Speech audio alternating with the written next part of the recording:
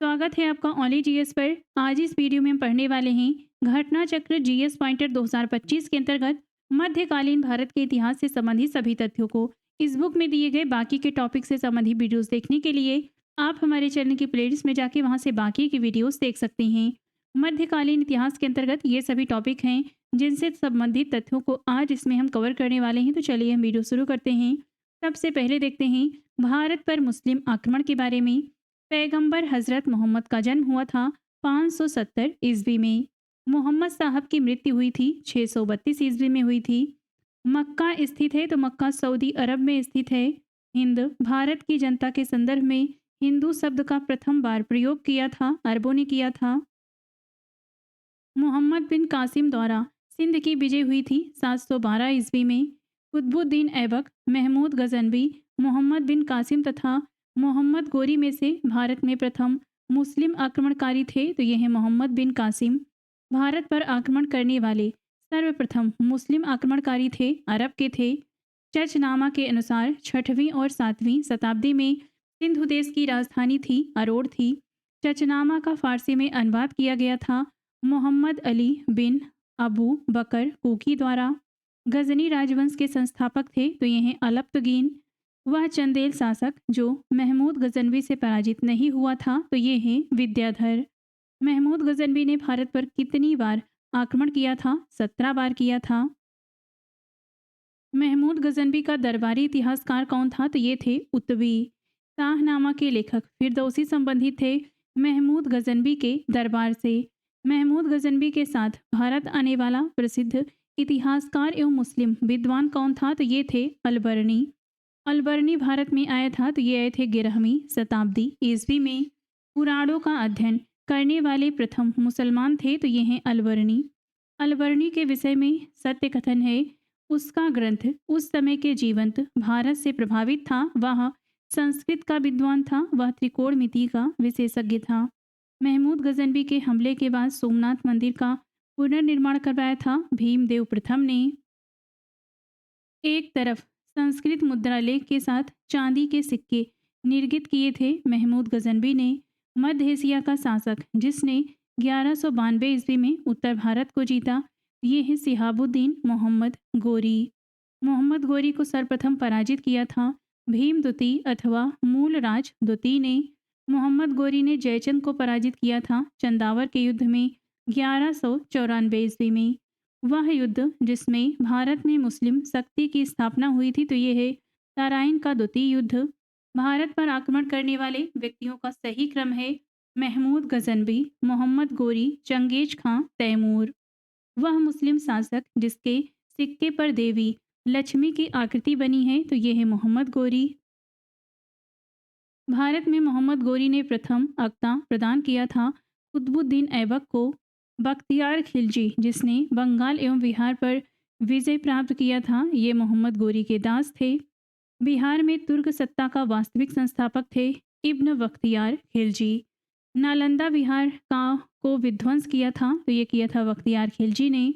भारत पर तुर्की तुर्की आक्रमण के विषय में सत्य कथन है। भारत पर तुर्की आक्रमण सफल हुआ था। उत्तर भारत में राजनीतिक एकता नहीं थी। अब देखते हैं दिल्ली सल्तनत के अंतर्गत गुलाम वंश के बारे में। गुलाम वंश के संस्थापक कौन हैं? तो ये हैं कुतुबुद्दीन ऐबक, दिल्ली सल्तनत का सुल्तान, जो लाख बख्श के नाम से जाना जाता है। यद्यपि उसने सुल्तान की उपाधि कभी ली ही नहीं थी। तो ये है कुतुबुद्दीन ऐबक। कुतुबुद्दीन ऐबक द्वारा बनाया गया 2.5 दिन का झोपड़ा है तो ये है अजमेर, राजस्थान में स्थित है। प्रसिद्ध कुतुब मीनार के निर्माण में योगदान दिया था कुतुबुद्दीन ऐबक ने। इसकी शुरुआत किया था इल्तुतमिश ने पूरा किया था और इसकी मरम्मत करवाया था फिरोज शाह तुगलक ने। कुतुब मीनार निर्माण कार्य पूरा किया था इल्तुतमिश ने। कुतुबुद्दीन ऐबक की राजधानी थी तो ये लाहौर में थी। सुल्तान कुतुबुद्दीन ऐबक की मृत्यु हुई थी चौगान की क्रीड़ा के दौरान अस्त्र से गिरने के पश्चात। दिल्ली को सल्तनत की राजधानी के रूप में स्थापित किया था इल्तुतमिश ने। दिल्ली का वह प्रथम सुल्तान जिसने नियमित सिक्के जारी किए तथा दिल्ली को अपने साम्राज्य की राजधानी घोषित किया तो ये है इल्तुतमिश। दिल्ली का प्रथम मुस्लिम शासक तो ये है इल्तुतमिश। मुस्लिम शासक जिसका साम्राज्य दार उल इस्लाम का एक भाग माना जाता था, तो ये है इल्तुतमिश का। गुलाम का गुलाम कहा गया है इल्तुतमिश को। या ताजुद्दीन यलदौज, नसरुद्दीन कुबाचा, अली मर्दान एवं मलिक अल्तूनिया में से इल्तुतमिश का प्रतिद्वंदी नहीं था मलिक अल्तूनिया। मध्यकालीन भारत की प्रथम शासिका हैं तो ये हैं रजिया सुल्तान। मंगोल आक्रमणकारी चंगेज खां भारत की उत्तर सीमा पर आया था इल्तुतमिश के काल में। मंगोल प्रथम बार सिंधु के तट पर देखे गए इल्तुतमिश के शासनकाल में। चंगेज खान का पूरा नाम था तेमुचिन था। सत्य कथन है इल्तुतमिश के शासनकाल में चंगेज खान भगोड़े ख्वारिज्म युवराज की खोज में सिंधु नदी तक पहुंचा था। इल्तुतमिश ने बिहार में अपना प्रथम सूबेदार नियुक्त किया था, तो ये किया था मलिक जानी को। रजिया बेगम को सत्याजित करने में हाथ था तुर्कों का था। दिल्ली के सुल्तान बलबन का पूरा नाम था गयासुद्दीन बलबन। दिल्ली का वह सुल्तान जिसके विषय में कहा गया है कि उसने रक्त और लौह की नीति अपनाई, तो ये है बलबन। बलबन के बारे में सही कथन है बलबन ने अपने शासन को शक्तिशाली बनाया और सारी सत्ता अपने हाथ में केंद्रित कर ली। बलबन उत्तर पश्चिम सीमा को मंगोल आक्रमण से सुरक्षित रखना चाहता था। भारत का प्रथम मुस्लिम शासक जिसने शासन के सिद्धांत को राजाओं के ईश्वरीय अधिकार सिद्धांत के समान प्रतिपादित किया, तो ये है बलबन। अपनी शक्ति को समेकित करने के बाद बलबन ने धारण किया था जिल्ले इलाही की उपाधि। जिल्लिल्लाह शब्द का प्रयोग सबसे पहले किसके द्वारा किया गया था? बलबन द्वारा। भारत में प्रसिद्ध फारसी त्यौहार नवरोज को आरंभ करवाया था बलबन ने। सुल्तान बलबन के महत्वपूर्ण कार्य थे नियामत ए खुदाई के सिद्धांत का प्रतिपादन किया था। उसने तुर्कान ए चहलगारी का प्रभाव समाप्त किया था। उसने बंगाल के विद्रोह का दमन किया था। नसरुद्दीन महमूद ने उसे उलुग खां की उपाधि प्रदान किया था। नेक्स्ट है गढ़मुक्तेश्वर की मस्जिद की दीवारों पर अपने शिलालेखों में स्वयं को खलीफा का सहायक कहा है बलबन ने। वह सुल्तान जिसने एक अलग विभाग आरिज स्थापित किया, तो ये बलबन है। तुगरिल खां ने विद्रोह किया था बलबन के शासनकाल में। अब देखते हैं खिलजी वंश के बारे में। वह सुल्तान जो नया धर्म चलाना चाहता था किंतु उलेमा लोगों ने उस विरोध किया, तो ये है अलाउद्दीन खिलजी। दिल्ली का सुल्तान जिसने सिकंदर ए सानी की महान उपाधि धारण की थी, तो ये है अलाउद्दीन खिलजी। जब उसने राजत्व किंगशिप प्राप्त किया तो वह शरीयत के नियमों और आदेशों से पूर्णतया स्वतंत्र था। बर्नी ने यह कथन जिस सुल्तान के लिए कहा है, तो ये सुल्तान है अलाउद्दीन खिलजी। अलाउद्दीन खिलजी का प्रसिद्ध सेनापति जिसकी मंगोलों के विरुद्ध लड़ते हुए मृत्यु हो गई थी, तो ये हैं जफर खां।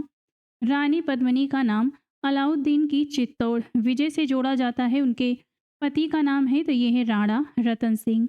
हजार दिनारी नाम से जाने जाते हैं मलिक काफूर। मलिक काफूर को हजार दिनारी के नाम से जाना जाता है। इसे खरीदा था नुसरत खान ने। अलाउद्दीन के दक्षिणी अभियान का उद्देश्य था धन की प्राप्ति। अलाउद्दीन खिलजी के आक्रमण के समय देवगिरी का शासक था रामचंद्र देव।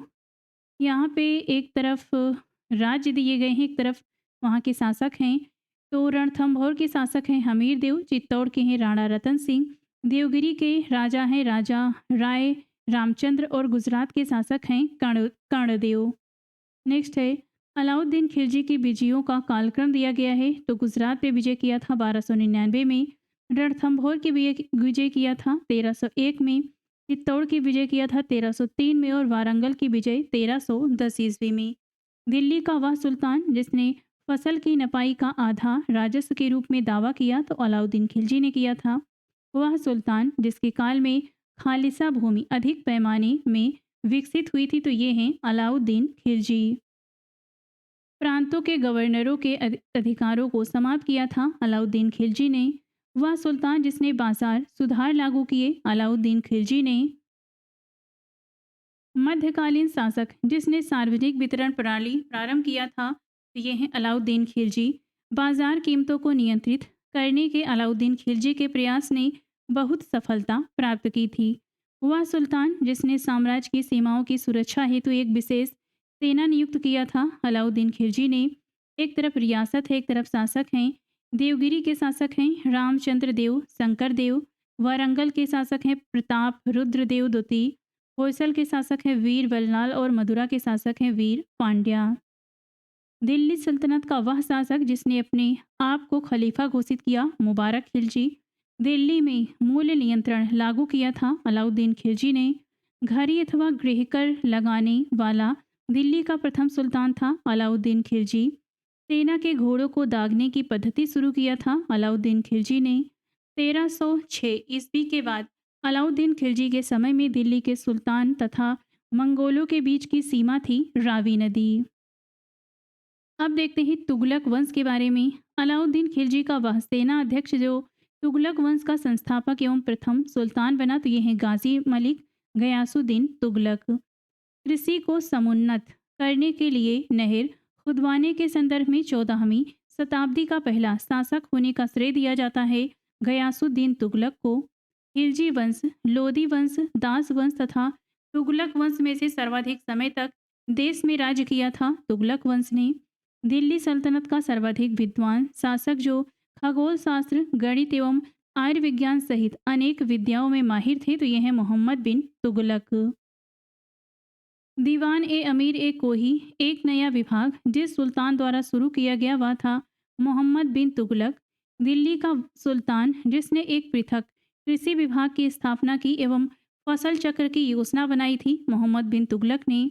मोहम्मद बिन तुगलक अपनी राजधानी दिल्ली से ले गया दौलताबाद। भारत में सर्वप्रथम सांकेतिक मुद्रा का प्रचलन किया था मोहम्मद बिन तुगलक ने। सत्य कथन है मोहम्मद बिन तुगलक ने एक नया स्वर्ण सिक्का जारी किया जो इब्न बतूता द्वारा दिनार कहलाया गया।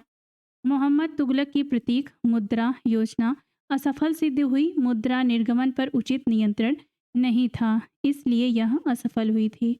मूर देश मोरक्को अफ्रीका का देश, ये यात्री यहाँ का है। इब्न बतूता ये भारत आए थे मोहम्मद बिन तुगलक के शासनकाल में। सल्तनत काल में डाक व्यवस्था का विस्तृत विवरण दिया है इब्न बतूता ने। होली त्यौहार के सार्वजनिक उत्सव में भाग लेने वाला दिल्ली का प्रथम सुल्तान था मोहम्मद बिन तुगलक। वह शासक जिसकी मृत्यु पर इतिहासकार बदायूनी ने कहा कि सुल्तान को अपनी प्रजा से और प्रजा को सुल्तान से मुक्ति मिल गई। मोहम्मद बिन तुगलक के लिए दिल्ली का वह सुल्तान जिसने बेरोजगारों के सहायता के लिए रोजगार कार्यालय की स्थापना किया था, तो यह है फिरोज शाह तुगलक। दिल्ली का सुल्तान जो दान दक्षिणा के बारे में काफ़ी ध्यान रखता था और इसके लिए एक विभाग दीवाने खैरात स्थापित किया, तो यह है फिरोज शाह तुगलक। वह सुल्तान जिसके दरबार में सबसे अधिक गुलाम थे, तो फिरोज शाह तुगलक के थे। सही कथन है फिरोज तुगलक ने गुलामों का एक अलग विभाग दीवान ए बंदगान स्थापित किया था। मोहम्मद बिन तुगलक के बाद दिल्ली की गद्दी पर बैठा फिरोज तुगलक गुलामों का एक अलग विभाग स्थापित किया था। फिरोज तुगलक ने सर्वप्रथम लोक निर्माण विभाग की स्थापना किया था फिरोज शाह तुगलक ने। दिल्ली का वह सुल्तान जो भारत में नहरों के सबसे बड़े जाल का निर्माण करने के लिए प्रसिद्ध है, यह है फिरोज शाह तुगलक।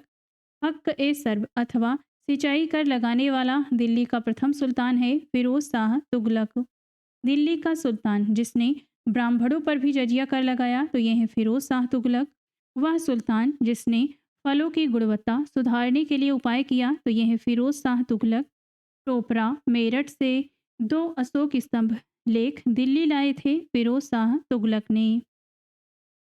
दिल्ली का वह सुल्तान जिसने इस उद्देश्य से एक अनुवाद विभाग की स्थापना किया कि उससे दोनों संप्रदाय के लोगों में एक दूसरे के विचारों की समझ बेहतर हो सके, तो यह है फिरोज शाह तुगलक ने। फिरोज तुगलक के नगरकोट अभियान के दौरान संग्रहित 300 संस्कृत पुस्तकों का अनुवाद किया। अजीजुद्दीन खान ने राज्य के खर्च पर हज की व्यवस्था करने वाला पहला भारतीय शासक है फिरोज शाह तुगलक।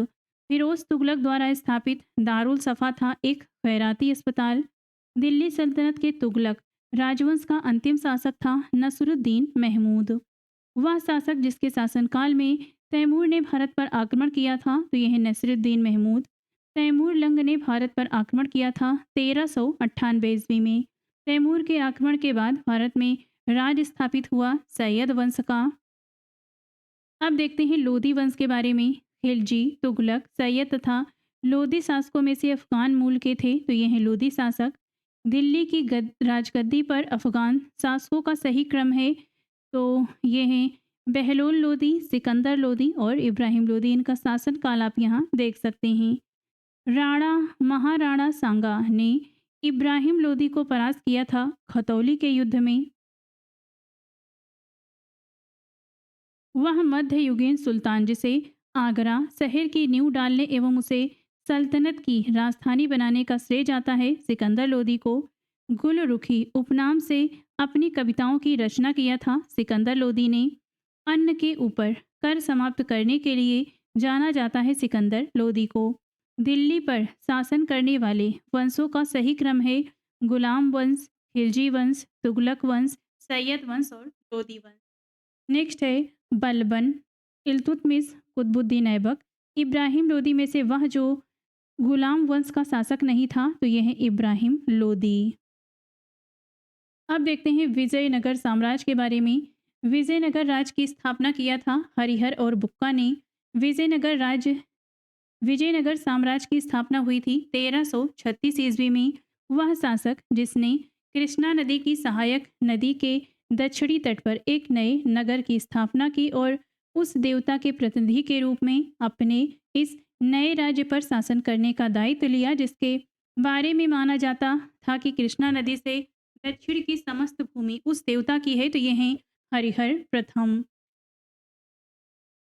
शासक राजवंश संगम, तालुब, तुलुब संबंधित थे तो ये विजयनगर से संबंधित राजवंश हैं। अपनी मधुरा विजय कृति में अपने पति के विजय अभियानों का वर्णन करने वाली कवित्री थी गंगा देवी। विजयनगर का वह पहला शासक जिसने बहमनियों से गोवा छीना था हरिहर द्वितीय ने। सही तथ्य है नरसिंह सालुव ने संगम वंश का अंत किया और उसने राज सिंहासन छीनकर सालु वंश आरंभ किया। वीर नरसिंह ने अंतिम सालुव शासक को गद्दी से उतारकर राज सिंहासन छीना। वीर नरसिंह के उत्तरवर्ती उनके अनुज कृष्णदेव राय थे। कृष्णदेव राय के उत्तरवर्ती उनके चचेरी भाई अच्युत देव राय थे। विजयनगर के राजा कृष्णदेव राय ने गोलकुंडा का युद्ध जिस राजा के साथ लड़ा था वह थे कुली कुतुब शाह। मध्यकालीन भारत का वह शासक जिसने पुर्तगालियों को भटकल में एक किला बनाने की अनुमति दी थी कृष्णदेव राय ने। कृष्णदेव राय के दरबार में अष्टदिग्गज थे तो ये 8 तेलुगु कवि हैं। वह शासक जिसे आंध्र भोज भी कहा जाता है तो ये कृष्णदेव राय को कहा जाता है। प्रसिद्ध विजयनगर शासक कृष्णदेव राय के अधीन स्वर्ण युग था तेलुगु साहित्य का। कृष्णदेव राय ने स्थापना किया था नागलपुर नगर की। विजयनगर का प्रसिद्ध हजारा मंदिर निर्मित हुआ था। विजयनगर के राजा देवराय द्वितीय ने इसे निर्मित करवाया था। कृष्णदेव राय द्वारा आंध्र कविता पितामह की उपाधि दी गई थी अल्लसानी पेड्डना को। कृष्णदेव राय के दरबार में कवि मल्ल नार्य ने भाव चिंता रत्न एवं वीर सेवा मृत ग्रंथ की रचना किया था कन्नड़ भाषा में। अब्दुल रज़ाक विजयनगर आया था देवराय द्वितीय के राजकाल में। निकोलो कोंटी था इटली का एक यात्री जिसने देवराय प्रथम के समय विजयनगर साम्राज्य की यात्रा किया था। विजयनगर साम्राज्य के जिस एक शासक ने तुंगभद्रा नदी पर एक विशाल बांध निर्मित किया और नदी से राजधानी नगर तक कई किलोमीटर लंबी एक नहर और कुल्या का निर्माण किया वह शासक था देवराय प्रथम। पुर्तगाली लेखक नूनिस के अनुसार विजयनगर साम्राज्य में महिलाएं निपुण थी कुश्ती, ज्योतिष शास्त्र, लेखाकरण एवं भविष्यवाणी में। कंबन, कुट्टन, नन्नय तथा टिक्कन में से महाभारत के तेलुगु अनुवादों के लिए विख्यात हैं नन्नय तथा टिक्कन। वैदिक ग्रंथों के भाष्यकार सायण को आश्रय प्राप्त था विजयनगर राजाओं का। 1565 ईस्वी में प्रसिद्ध युद्ध हुआ था तालीकोटा का युद्ध हुआ था। तालीकोटा का युद्ध लड़ा गया था विजयनगर और वीजापुर, अहमदनगर, वीदर तथा गोलकुंडा की संयुक्त सेनाओं के बीच। जब राजा वोडियार ने मैसूर राज्य की स्थापना की तब विजयनगर साम्राज्य का शासक था तो ये थे वेंकट द्वितीय। विजयनगर के शासक कृष्णदेव राय की कराधान व्यवस्था की विशेषता थी तो इसमें भूमि की गुणवत्ता के आधार पर भू राजस्व की दर नियत होती थी तथा कारखानों के निजी स्वामी एक औद्योगिक कर देते थे। वह स्थान जहाँ के खंडहर विजयनगर की प्राचीन राजधानी का प्रतिनिधित्व करते हैं तो ये है हम्पी। विजयनगर साम्राज्य की राजधानी जिस नदी के तट पर स्थित था वह नदी है तुंगभद्रा। विजयनगर का शासक जिसने चीन के सम्राट के पास अपना राजदूत भेजा तो यह है बुक्का प्रथम। प्रसिद्ध तेलुगु कवि श्रीनाथ से संबद्ध दरबार था देवराय द्वितीय का। वह राज्य जिसमें कल्याण मंडप की रचना मंदिर निर्माण का एक विशिष्ट अभिलक्षण था तो यह है विजयनगर। प्रसिद्ध विजय विट्ठल मंदिर जिसके 56 तक्षित स्तंभ संगीत में स्वर निकालते हैं अवस्थित है हम्पी में। विजयनगर काल में दक्षिण भारत की नृत्य परंपरा का पहली बार विकास हुआ था तो यक्षगान का। दिल्ली सल्तनत के अंतर्गत प्रशासन के बारे में देखते हैं। इतिहासकार बर्नियर ने दिल्ली के सुल्तानों के अधीन भारत में शासन को वास्तव में इस्लामी नहीं माना क्योंकि अधिकतर आबादी इस्लाम का अनुसरण नहीं करती थी। सल्तनत काल के अधिकांश अमीर एवं सुल्तान थे तुर्क वर्ग के थे। दिल्ली सल्तनत से संबंधित सत्य कथन है दिल्ली सल्तनत के राजस्व प्रशासन में राजस्व वसूली के प्रभारी को आमिल कहा जाता था। एकता प्रणाली अरब की मौलिक प्रणाली थी। सल्तनत काल में सैन्य विभाग का प्रमुख दीवान ए आरिज कहलाता था। इक्ता थी तो इक्ता एक राजस्व एकत्रित करने की व्यवस्था थी। सियासतनामा इक्ता व्यवस्था की जानकारी का स्रोत था। मुक्ति को इक्ता से एकत्रित राजस्व से सैनिक रखने पड़ते थे। नेक्स्ट है मध्यकालीन भारत के संदर्भ में आकार की दृष्टि से सही आरोही अनुक्रम है परगना सरकार और सूबा। एक तरफ विभाग दिए गए हैं एक तरफ संस्थापक सुल्तान हैं तो ये देख लेते हैं। दीवान ए बंदगान के संस्थापक हैं फिरोज शाह तुगलक। दीवान ए अर्ज के संस्थापक हैं बलबन। दीवान ए मुस्तखराज के संस्थापक हैं अलाउद्दीन खिलजी ये राजस्व विभाग है। दीवान ए अमीर ए कोही के संस्थापक हैं मोहम्मद बिन तुगलक यह कृषि विभाग है। दीवान ए खैरात के संस्थापक हैं फिरोज तुगलक यह दान विभाग है। दीवान ए रियासत के संस्थापक है अलाउद्दीन खिलजी यह बाजार नियंत्रण विभाग है। दीवान ए अर्ज ये सेना विभाग से संबंधित है। दीवान ए रिसालत धार्मिक मुद्दों से संबंधित विदेश विभाग से भी संबंधित है। ये दीवान ए इंसा ये सरकारी पत्र व्यवहार से संबंधित है और दीवान ए वजारत वित्तीय मामलात से संबंधित है। वह राजवंश जिसके अंतर्गत विजारत का चरमोत्कर्ष हुआ तो यह है तुगलक राजवंश। मध्यकाल की सरकार एक समग्र संरचना थी। ये विलय था फारस अरब तुर्क मंगोल भारतीय तत्वों का। भूमि उत्पाद पर लगने वाले कर को इंगित करता है खराज उस्र एवं मुक्तई। भारत का मध्यकालीन शासक जिसने इक्ता व्यवस्था प्रारंभ की थी यह है इल्तुतमिश। सल्तनत काल में भू राजस्व का सर्वोच्च ग्रामीण अधिकारी था चौधरी। दिल्ली सल्तनत के दौरान मुकद्दर या चौधरी पद का इस्तेमाल किया जाता था। गांव के सरपंच के लिए सर्व कर लगाया जाता था सिंचाई पर लगाया जाता था। जवाबित का संबंध था राज्य कानून धर्मनिरपेक्ष से। हदीस है तो यह एक इस्लामिक कानून है। खरीदादार था तो ये फरमानों को भेजने वाला अधिकारी था। सल्तनत काल में फवाजिल का अर्थ था इक्तादारों द्वारा सरकारी खजाने में जमा की जाने वाली राशि। सल्तनत काल की दो प्रमुख मुद्राएं हैं तो ये हैं जीतल एवं टंका। टंका नामक चांदी का सिक्का चलाया था इल्तुतमिश ने। सल्तनत काल के सिक्के टंका ससगनी एवं जीतल थे। क्रमशः ये चांदी तथा तांबे के थे। बगदाद के अंतिम खलीफा का नाम सर्वप्रथम अंकित हुआ था अलाउद्दीन मसूद शाह के सिक्कों पर। अब देखते हैं दिल्ली सल्तनत के अंतर्गत कला एवं स्थापत्य के बारे में। भारत में कागज का प्रयोग प्रारंभ हुआ था 12वीं शताब्दी से। अलाई दरवाजा का निर्माण करवाया था अलाउद्दीन खिलजी ने। घोड़े के नाल के आकार की मेहराब सर्वप्रथम प्रयोग में लाई गई थी अलाई दरवाजा में। कुतुबुद्दीन ऐबक इल्तुतमिश अलाउद्दीन खिलजी तथा फिरोज शाह तुगलक में से वह जिसने कुतुब मीनार के निर्माण में योगदान नहीं दिया था तो यह है अलाउद्दीन खिलजी ने। वह सुल्तान जिसने कुतुब मीनार की 5वीं मंजिल का निर्माण करवाया तो यह है फिरोज शाह तुगलक। मध्य भारत की मीनारों के बारे में सही कथन है 15वीं शताब्दी में निर्मित चांद मीनार 210 फीट ऊंची एक पतली मीनार है जो 4 मंजिलों में विभाजित है। भारत में प्रथम मकबरा जो शुद्ध इस्लामी शैली में निर्मित हुआ था ये है बलबन का मकबरा। प्रथम वास्तविक मेहराब जिस सल्तनत कालीन स्मारक में दृश्यातीत है ये है बलबन के मकबरे में। एक तरफ भवन है एक तरफ निर्माण करता है। सुल्तानगढ़ी का निर्माण किया था इल्तुतमिश ने। लाल महल का बलबन ने। जमात खाना मस्जिद का खिज्र खान ने। 2.5 दिन के झोपड़े का निर्माण करता है कुतुबुद्दीन ऐबक। हिंडोला महल और जहाज महल का निर्माण करवाया था गयासुद्दीन खिलजी ने। लाल दरवाजे मस्जिद का निर्माण करवाया था वीवी राजे ने।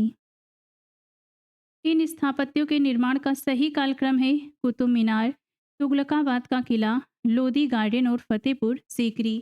कीर्ति स्तंभ में प्रशस्ति के रचयिता थे तो यह अत्रि और महेश।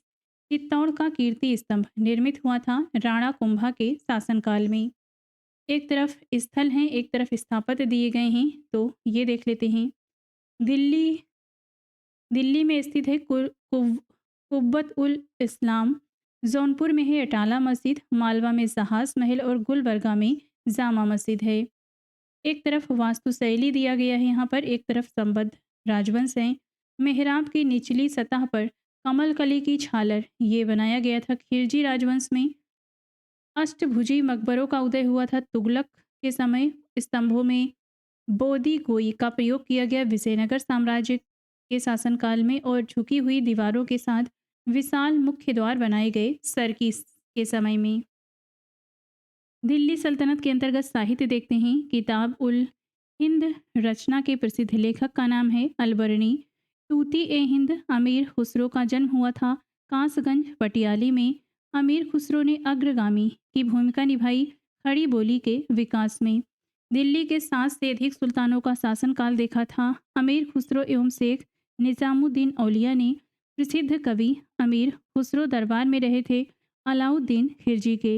अमीर खुसरो एक थे तो यह एक कवि इतिहासकार एवं संगीतज्ञ थे। नई फारसी काव्य शैली सबक ए हिंदी अथवा हिंदुस्तानी शैली के जन्मदाता थे अमीर खुसरो। हिंदी और फारसी दोनों भाषाओं का विद्वान था अमीर खुसरो। सत्य कथन है हिंदू देवी देवताओं तथा मुस्लिम संतों की प्रशंसा में रचित गीतों का संग्रह किताब ए नौरस इब्राहिम आदिल शाह दुती द्वारा लिखा गया था। भारत में कव्वाली से जानी जाने वाली संगीत शैली प्रारंभिक रूप के आरंभकर्ता अमीर खुसरो थे।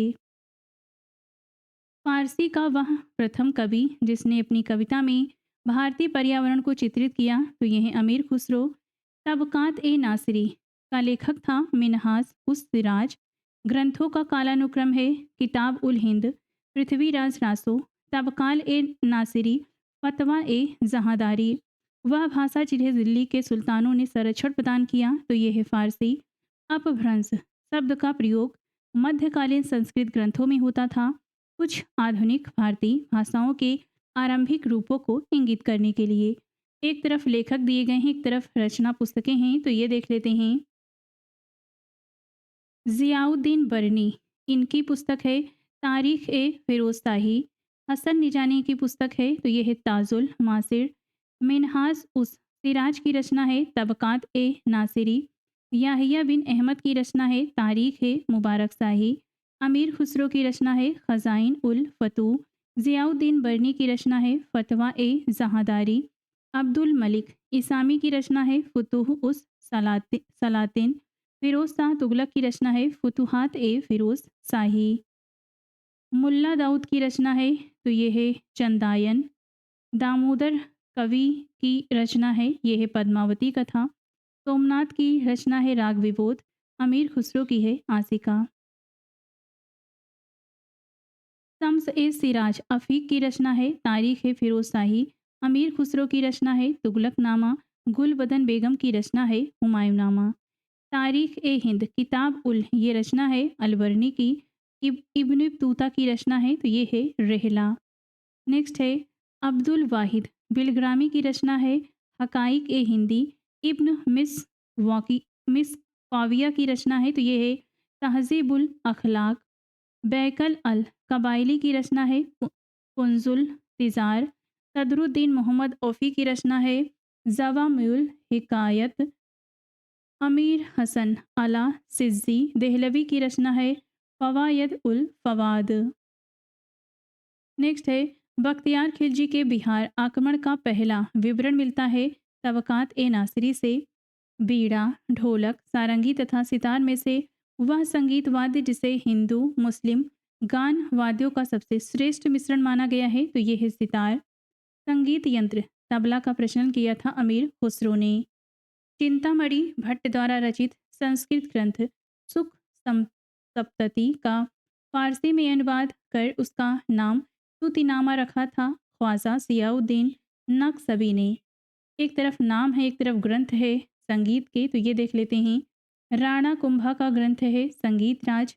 काशीनाथ शास्त्री अप्पा तुलसी का है रंग चंद्रिका। पुंडरीक की ग्रंथ है रागमाला और कृष्णानंद व्यास के जो ग्रंथ है ये है राग कल्प द्रुम। ये सभी संगीत से संबंधित हैं। नेक्स्ट है श्रीकंठ की रचना है तो ये है रस कौमुदी। सोमनाथ की रचना है राग विबोध। वेंकट रमन की रचना है चतुर्दंडी प्रकाशिका। नेक्स्ट है नंददास की रचना है रास पंचाध्यायी। विंद्रावन दास की रचना है चैतन्य भागवत। जयनंदा की रचना है चैतन्य मंगल। नरहरि चक्रवर्ती की रचना है भक्ति रत्नाकर। दिल्ली का वह सुल्तान जिसने अपना संस्मरण लिखा था तो यह है फिरोज शाह तुगलक ने। मीरात ए सिकंदरी पुस्तक के संदर्भ में सत्य कथन है। इसमें गुजरात के सुल्तान महमूद बेगड़ा के राज्य की सुख समृद्धि का वर्णन है। इसमें व्यापारिक मार्गों की सुरक्षा के उचित प्रबंधन का वर्णन है। अब देखते हैं दिल्ली सल्तनत के अंतर्गत कुछ विविध पॉइंट। भारत में पोलो खेल का प्रचलन किया था तुर्कों ने। दस्तार बंदान कहलाते थे उलेमा। दिल्ली सल्तनत का वह सुल्तान जिसके शासनकाल में शाही महलों में हिंदू देवी देवताओं की पूजा होती थी तो ये हैं नसरुद्दीन खुसरो शाह के। एक तरफ यात्री दिए गए हैं एक तरफ देश हैं तो ये देख लेते हैं। मार्को पोलो इटली का था। अब्दुल रज़ाक ईरान से और नूनिस पुर्तगाल से थे। एक तरफ यहाँ पे सुल्तान दिए गए हैं एक तरफ राज्य हैं। बहादुर शाह गुजरात के शासक थे। चांद बीबी बीजापुर की शासक थी। रजिया सुल्तान दिल्ली की शासिका थी। बास बहादुर मालवा के शासक थे। सैयद वंश के सुल्तानों का सही कालक्रम है खिज्र खान, मुबारक शाह, मोहम्मद शाह, अलाउद्दीन आलम शाह। भारत में यात्रियों का अनुक्रम है तो पहले अलबर्नी आते हैं, इसके बाद इब्न बतूता, इसके बाद ट्रेवरनियर, इसके बाद मनूची आते हैं। भारतीय इतिहास के संदर्भ में कुलाह दास कहलाते थे सैयद। चुंबकीय दिशा सूचक का भारतीय महासागरों में प्रयोग की प्रारंभिक सूचना दी गई थी सदरुद्दीन मोहम्मद औफी द्वारा। यहाँ पर ये लाइन दी गई है देख लेते हैं। अपने लगभग 30 वर्ष के व्यापक यात्री जीवन में उसने पूर्वी गोलार्ध के विस्तृत भूभाग की यात्रा की। उसका विशाल भूभाग उस विशाल भूभाग को देखा जिसमें आज कोई 44 देश आते हैं और कुल मिलाकर लगभग 73,000 मील की दूरी चलकर पार की। पूर्व आधुनिक काल का संसार का सबसे बड़ा हवा यात्री जिसका वर्णन ऊपर के अवतरण में है ये थे इब्न बतूता। एक तरफ लेखक हैं एक तरफ ग्रंथ हैं। कृष्णदेव राय का ग्रंथ है अमुक्त माल्यद। महेंद्र वर्मन का है मत्त विलास प्रहसन। भोजदेव का है समरांगण सूत्रधार। सोमेश्वर का है मानसोलास। घटनाओं का सही कालक्रम है कुतुब मीनार का निर्माण फिरोज तुगलक। कुतुब मीनार का निर्माण हुआ, इसके बाद फिरोज तुगलक की मृत्यु हुई, इसके बाद पुर्तगालियों का भारत में आगमन होता है, इसके बाद विजयनगर के कृष्णदेव राय का शासनकाल आता है। घटनाएं कालक्रम तो पहले तराइन का द्वितीय युद्ध होता है, इसके बाद जलालुद्दीन खिलजी की हत्या होती है, इसके बाद अफगान षड्यंत्र होता है, इसके बाद मोहम्मद तुगलक द्वारा राजधानी स्थानांतरण किया जाता है। नेक्स्ट है सती प्रथा, बाल विवाह तथा जौहर प्रथा में से वह प्रथा जिसकी शुरुआत राजपूतों के समय हुई तो ये है जौहर प्रथा। एक तरफ समय दिया गया है एक तरफ युद्ध है। प्लासी का युद्ध हुआ था 1757 ईस्वी में। कलिंग का युद्ध हुआ 661 में। हल्दी घाटी का युद्ध हुआ 1576 ईस्वी में। तराइन का द्वितीय युद्ध हुआ 1192 में। चंदावर का युद्ध हुआ था 1194 में। तैमूर का आक्रमण हुआ था 1398 में। तालीकोटा का युद्ध हुआ 1565 में, घाघरा का युद्ध हुआ 1529 में। एक तरफ शासक हैं, एक तरफ उनके प्रमुख कार्य हैं। अकबर ने आईने दहसाला बनवाया, मोहम्मद तुगलक ने प्रतीक मुद्रा की जारी किया था, इल्तुतमिश ने चहलगानी अमीर की स्थापना किया, शेर शाह ने सड़क ए आजम बनाया था। नेक्स्ट है मध्यकालीन भारत में शब्द फड़म निर्दिष्ट करता था सिक्के को। खरीदादार कौन थे? तो ये फरमान को भेजने वाला अधिकारी थे होते थे। दिल्ली सल्तनत का वह वंश जिसने सबसे कम समय तक शासन किया तो ये है खिलजी।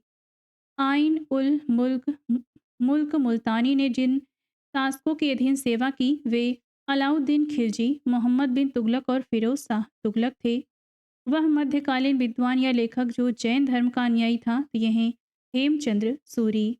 मध्यकालीन भारत में महत्तर और पट्टकिल पदनाम प्रयुक्त होते थे ग्राम मुखिया के लिए। 13वीं और 14वीं शताब्दियों में भारतीय कृषक खेती नहीं करते थे मक्का की।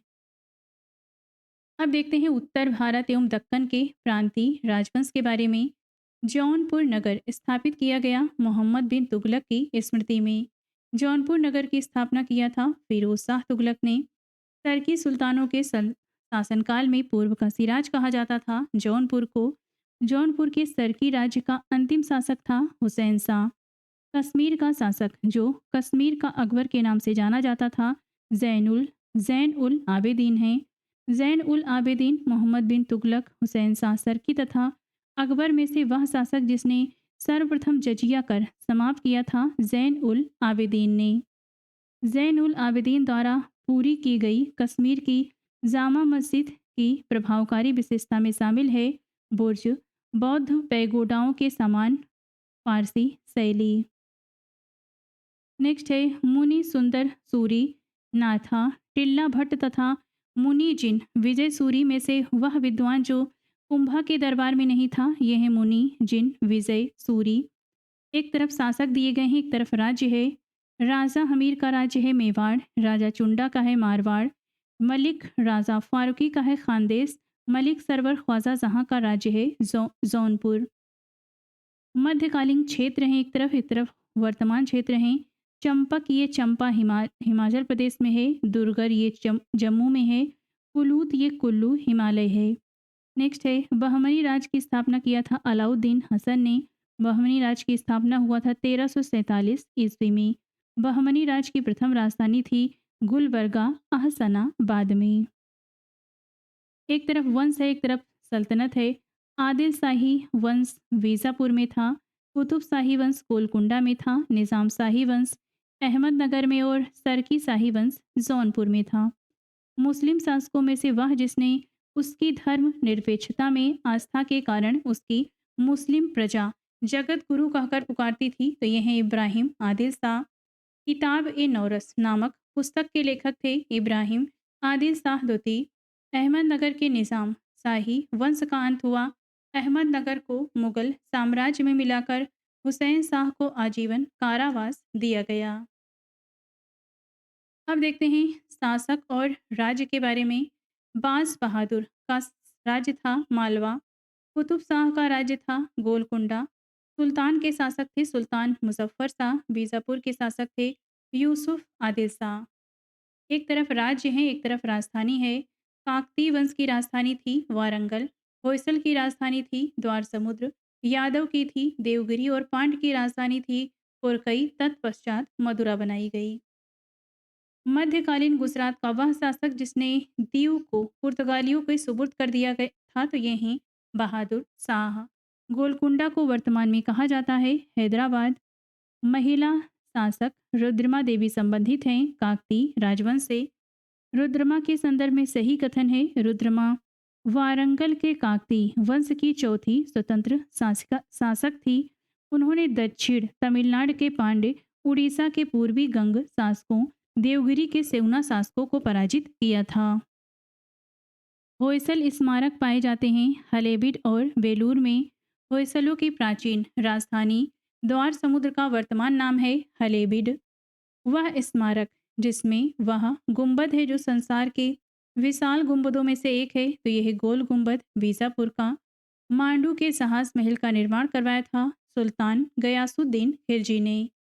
गुजरी महल ग्वालियर किले में बनवाया था मानसिंह ने। अकबर के पूर्व तानसेन को संरक्षण दिया था। भाटा रीवा मध्य प्रदेश के राजा रामचंद्र सिंह ने। एक तरफ स्थापत्य हैं, एक तरफ स्थल हैं। अदीना मस्जिद स्थित है पंडुआ पश्चिम बंगाल में। लाल दरवाजा मस्जिद है जौनपुर में। दाखिल दरवाजा है गौड़ में। तीन दरवाजा है अहमदाबाद में। दक्षिण भारत के पॉलीगार थे क्षेत्रीय प्रशासकीय और सैन्य नियंत्रक। एक तरफ सूची दी गई है पुस्तकों की, एक तरफ विषय है उनका। मिरात ए सिकंदरी का विषय है गुजरात विजय। बुरहान ए मिस्र का विषय है बहमनी के अहमदनगर का इतिहास है इसमें। रियाज उस सलातिन का विषय है बंगाल का इतिहास। रियाज उल इंसा का विषय है महमूद गवां के पत्रों का संग्रह। अब देखते हैं भक्ति और सूफी आंदोलन के बारे में। भक्ति आंदोलन का प्रारंभ किया था आलवार संतों ने। भक्ति संस्कृत भक्ति संस्कृति का भारत में पुनर्जन्म हुआ था 15वीं और 16वीं शताब्दी ईस्वी में। बुद्ध और मीराबाई के जीवन दर्शन में मुख्य साम्य था संसार दुखमय दुखपूर्ण है। कोई व्यक्ति किसी व्यक्ति से उसका धर्म संप्रदाय या जाति न पूछे, ये कथन है रामानंद का। सभी भक्ति संतों के मध्य एक समान विशेषता थी कि उन्होंने अपनी वाणी को उसी भाषा में लिखा जिसे उनके भक्त समझते थे। मध्ययुगीन भारत के धार्मिक इतिहास के संदर्भ में सूफी संतों का आचरण था ध्यान साधना और श्वास नियमन। एकांत में कठोर यौगिक व्यायाम। श्रोताओं में आध्यात्मिक हर्षोन्माद उत्पन्न करने के लिए गीतों का गायन। कामरूप में वैष्णव धर्म को लोकप्रिय बनाया शंकर देव ने। असम एवं कूच विहार में वैष्णव धर्म का प्रवर्तन किया शंकर देव ने। रामानुजाचार्य संबंधित हैं विशिष्टा द्वैत से। शुद्ध अद्वैतवाद का प्रतिपादन किया था वल्लभाचार्य ने। महाप्रभु वल्लभाचार्य की जन्म स्थली है चंपारण्य छत्तीसगढ़ में है। एक तरफ दर्शन है, एक तरफ संस्थापक हैं।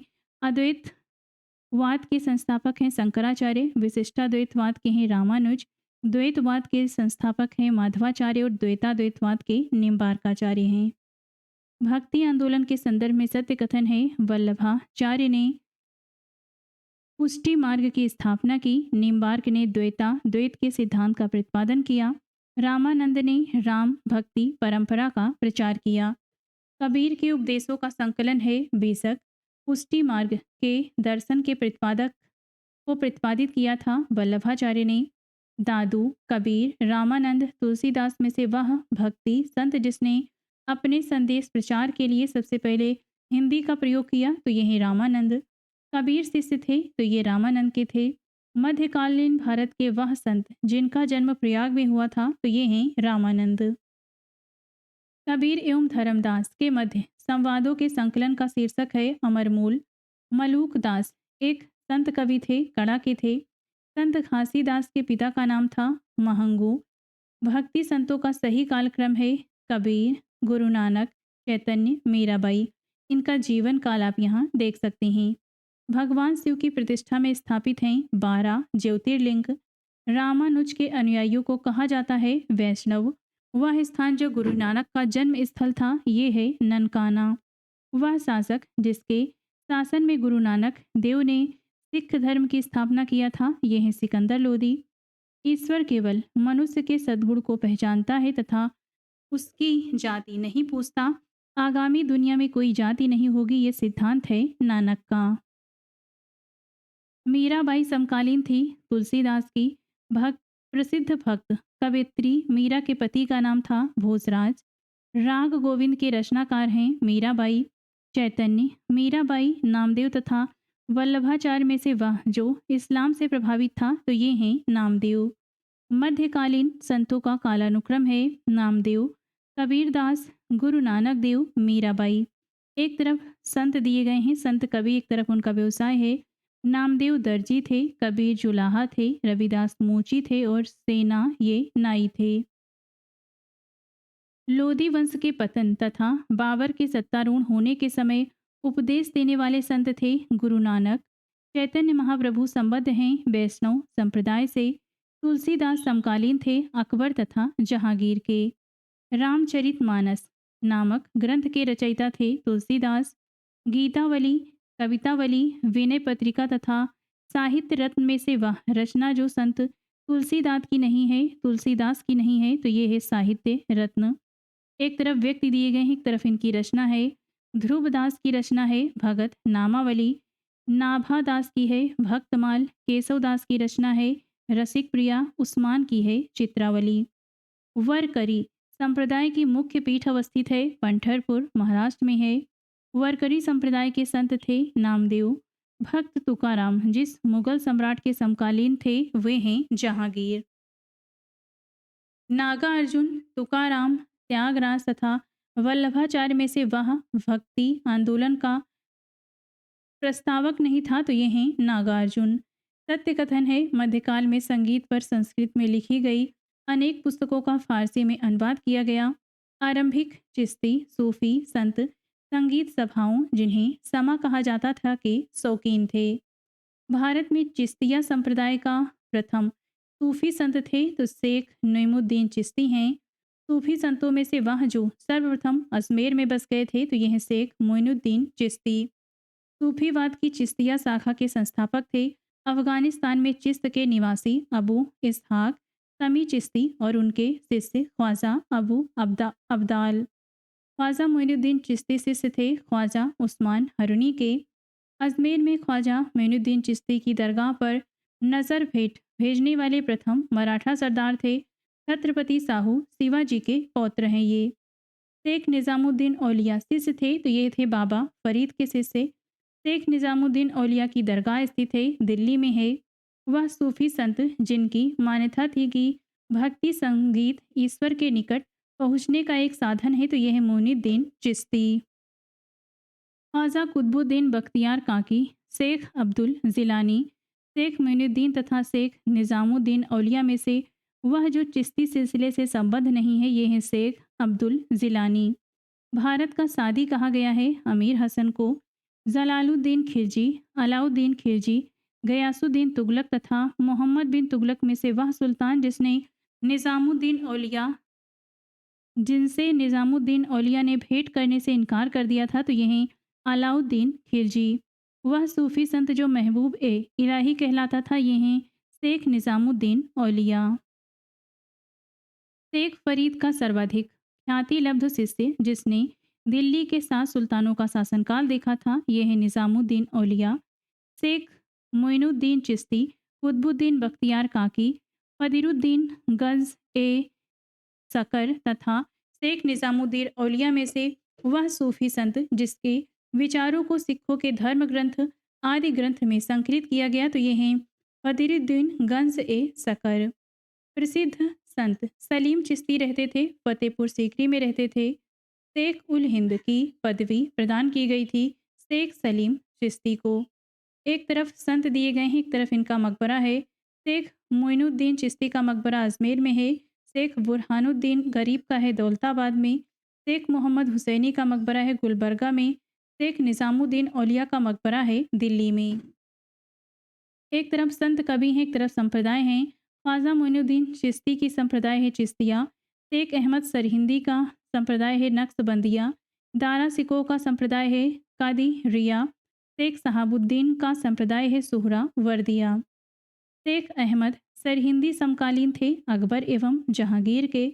शेख नसरुद्दीन चिराग ए दिल्ली शिष्य थे ये शेख निज़ामुद्दीन औलिया के शिष्य थे। शेख सलीम चिश्ती समकालीन थे अकबर के थे। भारत में सूफियों की कादरी पद्धति सबसे पहले शुरू की गई शेख नियामतुल्ला और मखदूम मोहम्मद जिलानी के द्वारा। सूफीवाद के सिलसिलों में वह जो संगीत के विरुद्ध था तो ये है नक्शबंदिया। वह सूफी सिलसिला जिसकी स्थापना बिहार में हुई थी ये है फिर दोसिया। शेख बहाउद्दीन जकारिया मानते थे सुहरावर्दी संप्रदाय को। वह सूफी संप्रदाय जिसका प्रसार मुख्यतः सिंध, मुल्तान और पंजाब तक सीमित था यह है सुहरावर्दी संप्रदाय। हठ योग अपनाया जाता था नाथपंथियों और सूफी संतों द्वारा। अति कट्टर पंथ सूफी संप्रदाय था, नक्शबंदी था ये। नेक्स्ट है सूफियों में से वह जिसने कृष्ण को औलिया के रूप में माना तो यह है शाह मोहम्मद गौस, उलेमा, खान का शेख तथा समा में से वह जिसका संबंध सूफीवाद से नहीं है तो ये हैं उलेमा। कृष्ण जीवन परक प्रेम वाटिका काव्य की रचना किया था रस खान ने। 12 मासा की रचना किया था मलिक मोहम्मद जायसी ने। एक तरफ मध्यकालीन कवि हैं, एक तरफ रचनाएं हैं। मुल्ला दाऊद की रचना है चंदायन, दामोदर कवि की है पद्मावती कथा, सोमनाथ की रचना है राग विबोध और अमीर खुसरो की है आसिका। प्रतिवर्ष प्रसिद्ध सूफी संत हाजी वारिस अली शाह की मज़ार पर मेला लगता है देवा शरीफ में। क्राइस्ट का जन्म स्थान है विथ लेहम। ईस्टर त्यौहार के पीछे ईसाइयों की भावना है, इस दिन ईसा पुनर्जीवित हुए थे। वह ईसाई संत जो पशु पक्षियों से प्रेम के लिए विख्यात है, ये असीसी के संत फ्रांसिस हैं। ईसाइयों का गुड फ्राइडे मनाया जाता है ईसा मसीह को सूली पर चढ़ाए जाने के स्मरण में। अब देखते हैं मुगल वंश बाबर के बारे में। भा बाबर को भारत पर आक्रमण करने के लिए आमंत्रित करने वालों में से एक आलम खान इब्राहिम लोदी के संबंधी थे तथा वह दिल्ली के राज सिंहासन के दावेदार थे। मध्यकालीन भारत के मुगल शासक वसुता थे तो ये चगताई तुर्क थे। बाबर को सर ए पुल के युद्ध में पराजित किया था सैबानी खां ने। पानीपत का प्रथम युद्ध हुआ था बाबर और इब्राहिम लोदी के मध्य में। वह मुगल शासक जिसने भारत में ऑटोमन युद्ध पद्धति को अपनाया तो यह है बाबर।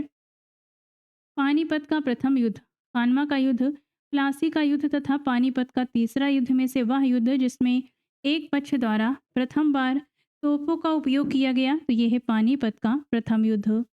बाबर की इब्राहिम लोदी पर विजय का कारण था तोपखाना। बाबर के प्रमुख युद्ध हैं, इस तरफ वर्ष है।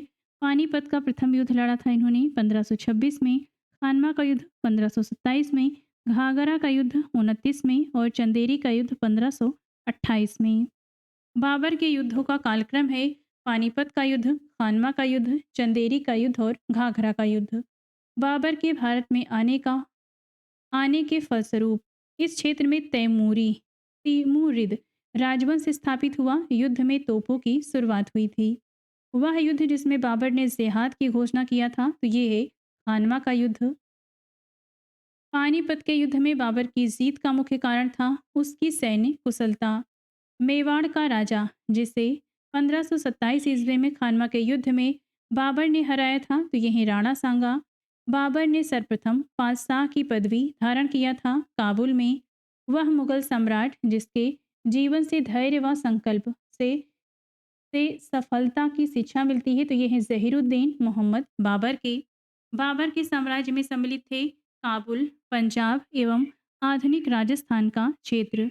बाबर ने अपने बाबरनामा में जिन हिंदू राज्य का उल्लेख किया है ये हैं मेवाड़ एवं विजयनगर। सुजुके बाबरी बाबर की आत्मकथा ये लिखी गई थी तुर्की भाषा में। अयोध्या में स्थित बाबरी मस्जिद का निर्माण कराया था बाबर के सेना नायक मीर बाकी ने।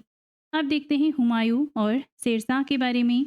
कामरान, उस्मान, अस्करी तथा हिंदाल में से वह जो हुमायूं का भाई नहीं था तो ये हैं उस्मान। हुमायूं द्वारा लड़े गए 4 प्रमुख युद्धों का तिथि के अनुसार सही क्रम है देवरा, चौसा का युद्ध, कन्नौज का युद्ध और सरहिंद का युद्ध।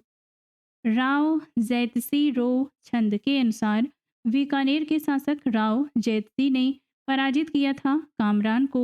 वे 2 शासक जिनके मध्य 17 मई 1540 में कन्नौज के पास युद्ध हुआ था तो यह शेर शाह एवं हुमायूं। फरीद जो बाद में शेर शाह सूरी बना ने शिक्षा प्राप्त किया था जौनपुर से। बलबन, अलाउद्दीन खिलजी, इब्राहिम लोदी तथा शेरशाह जैसे मध्ययुगीन शासकों में से वह जो उच्च शिक्षित था तो यह है शेरशाह। वह सुल्तान जिसने पहले हजरत आला की उपाधि अपनाई और बाद में सुल्तान की तो ये हैं शेरशाह। शेरशाह सूरी द्वारा किए गए सुधारों में सम्मिलित थे तो इन्होंने राजस्व सुधार किया, प्रशासनिक सुधार किया, सैनिक सुधार और मुद्रा प्रणाली में सुधार किया था। दिल्ली सल्तनत के पराभव के उपरांत जिस शासक द्वारा स्वर्ण मुद्रा का सर्वप्रथम प्रचलन किया गया ये है हुमायूं। हुमायूं ने चुनार दुर्ग पर प्रथम बार आक्रमण किया था 1532 ईस्वी में। सामूगढ़ का युद्ध हुआ था 1658 ईस्वी में। अपने बादशाह पति हुमायूं के लिए मकबरे का निर्माण करवाया था हाजी बेगम ने। शुद्ध चांदी का रुपया शुरू किया था शेरशाह ने। शेरशाह के अंतर्गत तांबे के दाम और चांदी के रुपया का विनिमय दर थी 64 अनुपाते 1। शेरशाह सूरी की मृत्यु हुई थी कालिंजर में।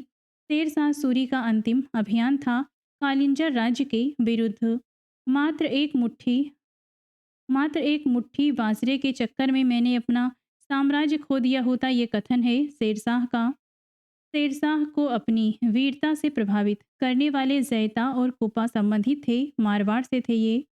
शेरशाह का मकबरा स्थित है सासाराम, बिहार में है ये।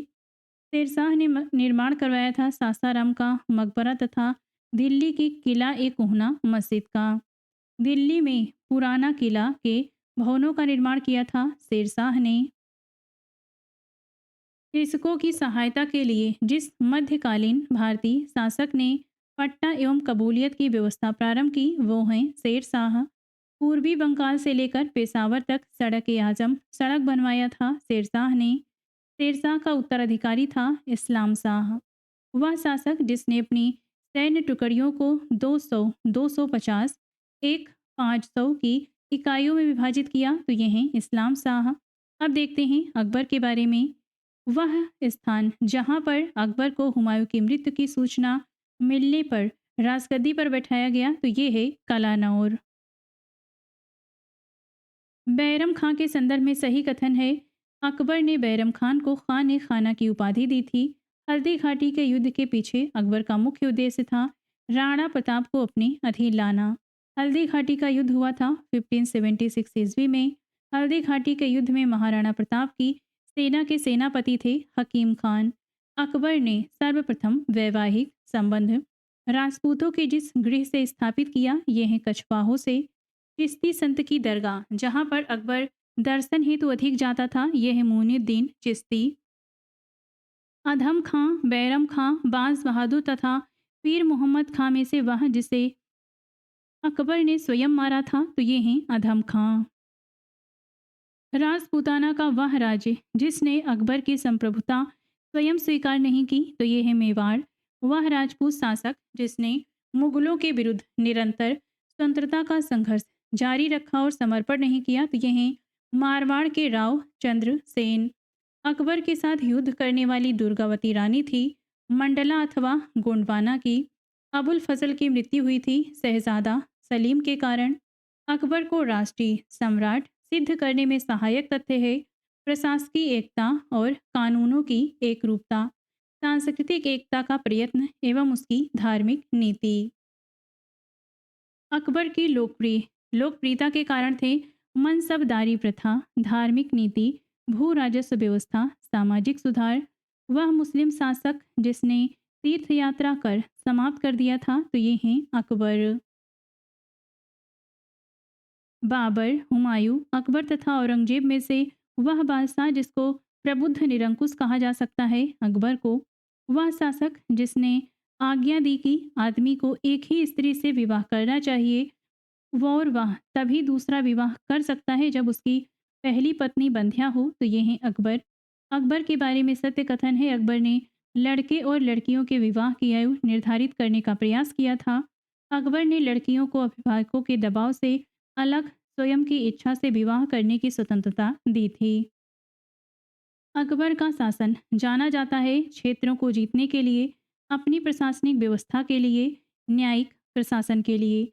अकबर के शासनकाल में पुनर्गठित केंद्रीय प्रशासन तंत्र के अंतर्गत सैनिक विभाग का प्रमुख था मीर बख्शी।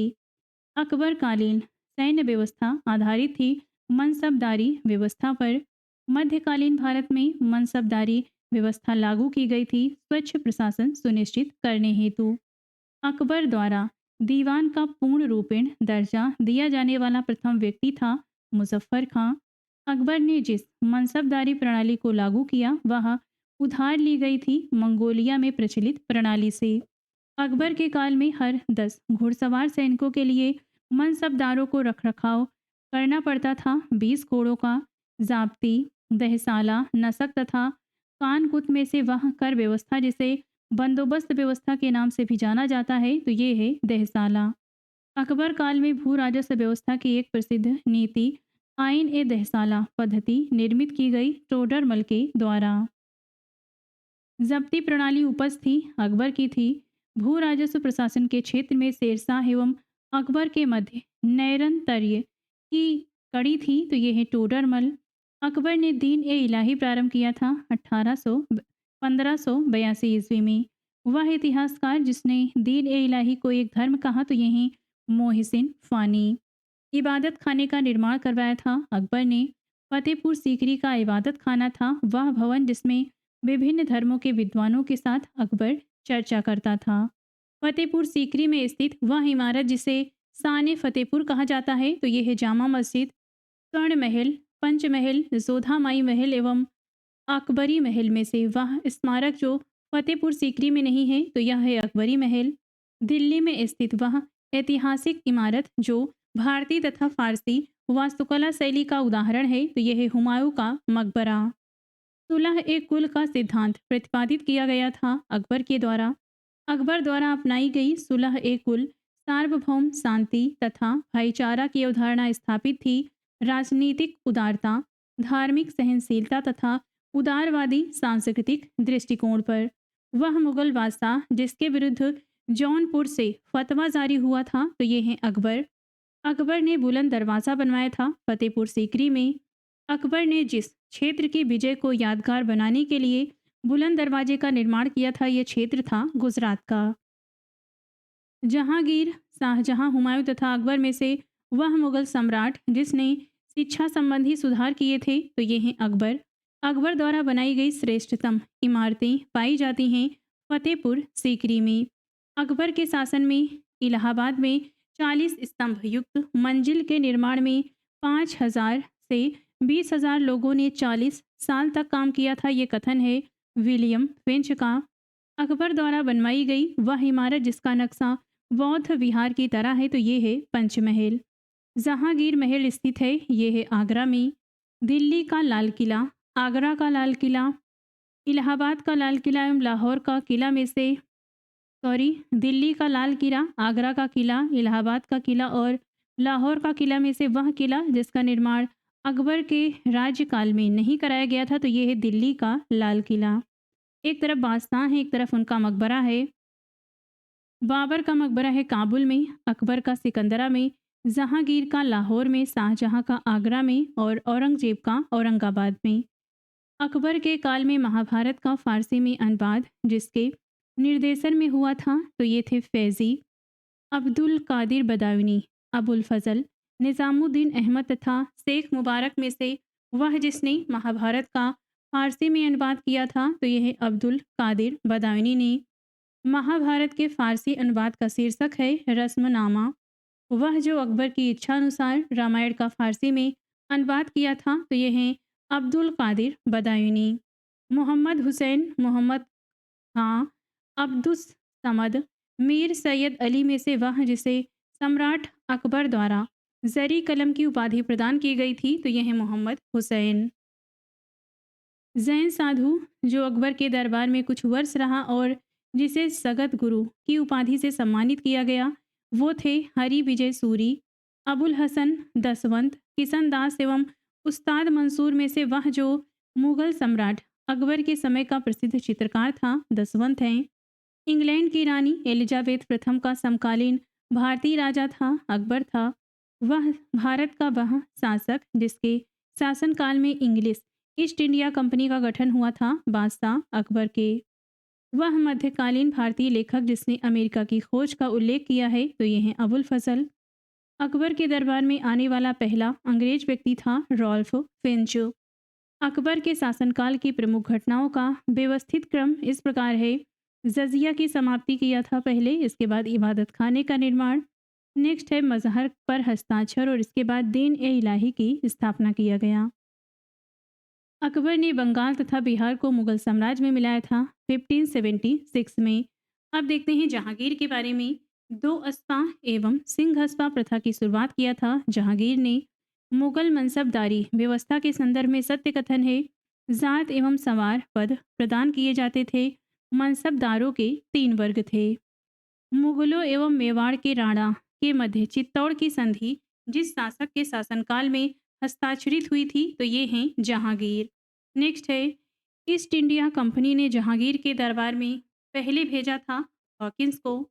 जहांगीर के दरबार में ब्रिटिश शासक जेम्स प्रथम का राजदूत था थॉमस रो था।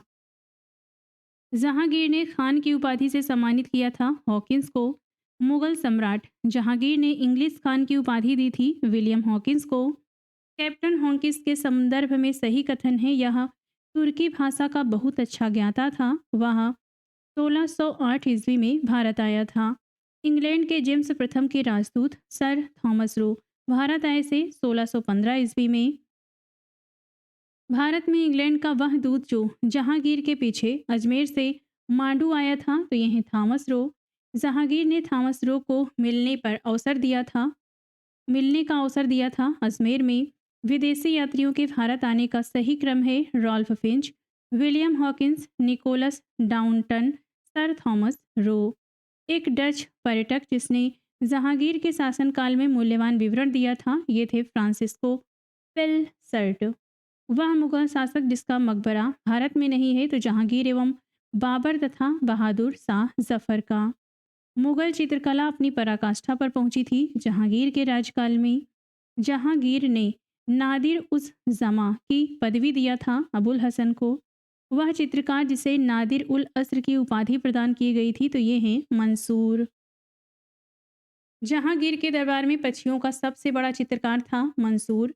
मुगल बादशाहों में वह जिसने अपनी आत्मकथा ऑटोबायोग्राफी फारसी में लिखी तो ये हैं जहांगीर। अबुल फजल के हत्यारे को पुरस्कृत किया था जहांगीर ने।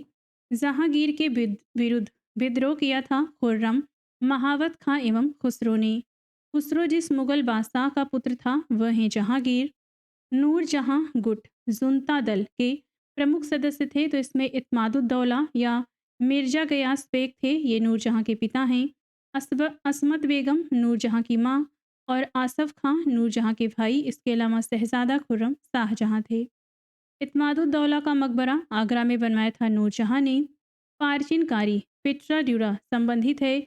दीवारों में अर्ध कीमती पत्थर जड़कर फूलों की नक्काशी करना ये ताजमहल में बना है।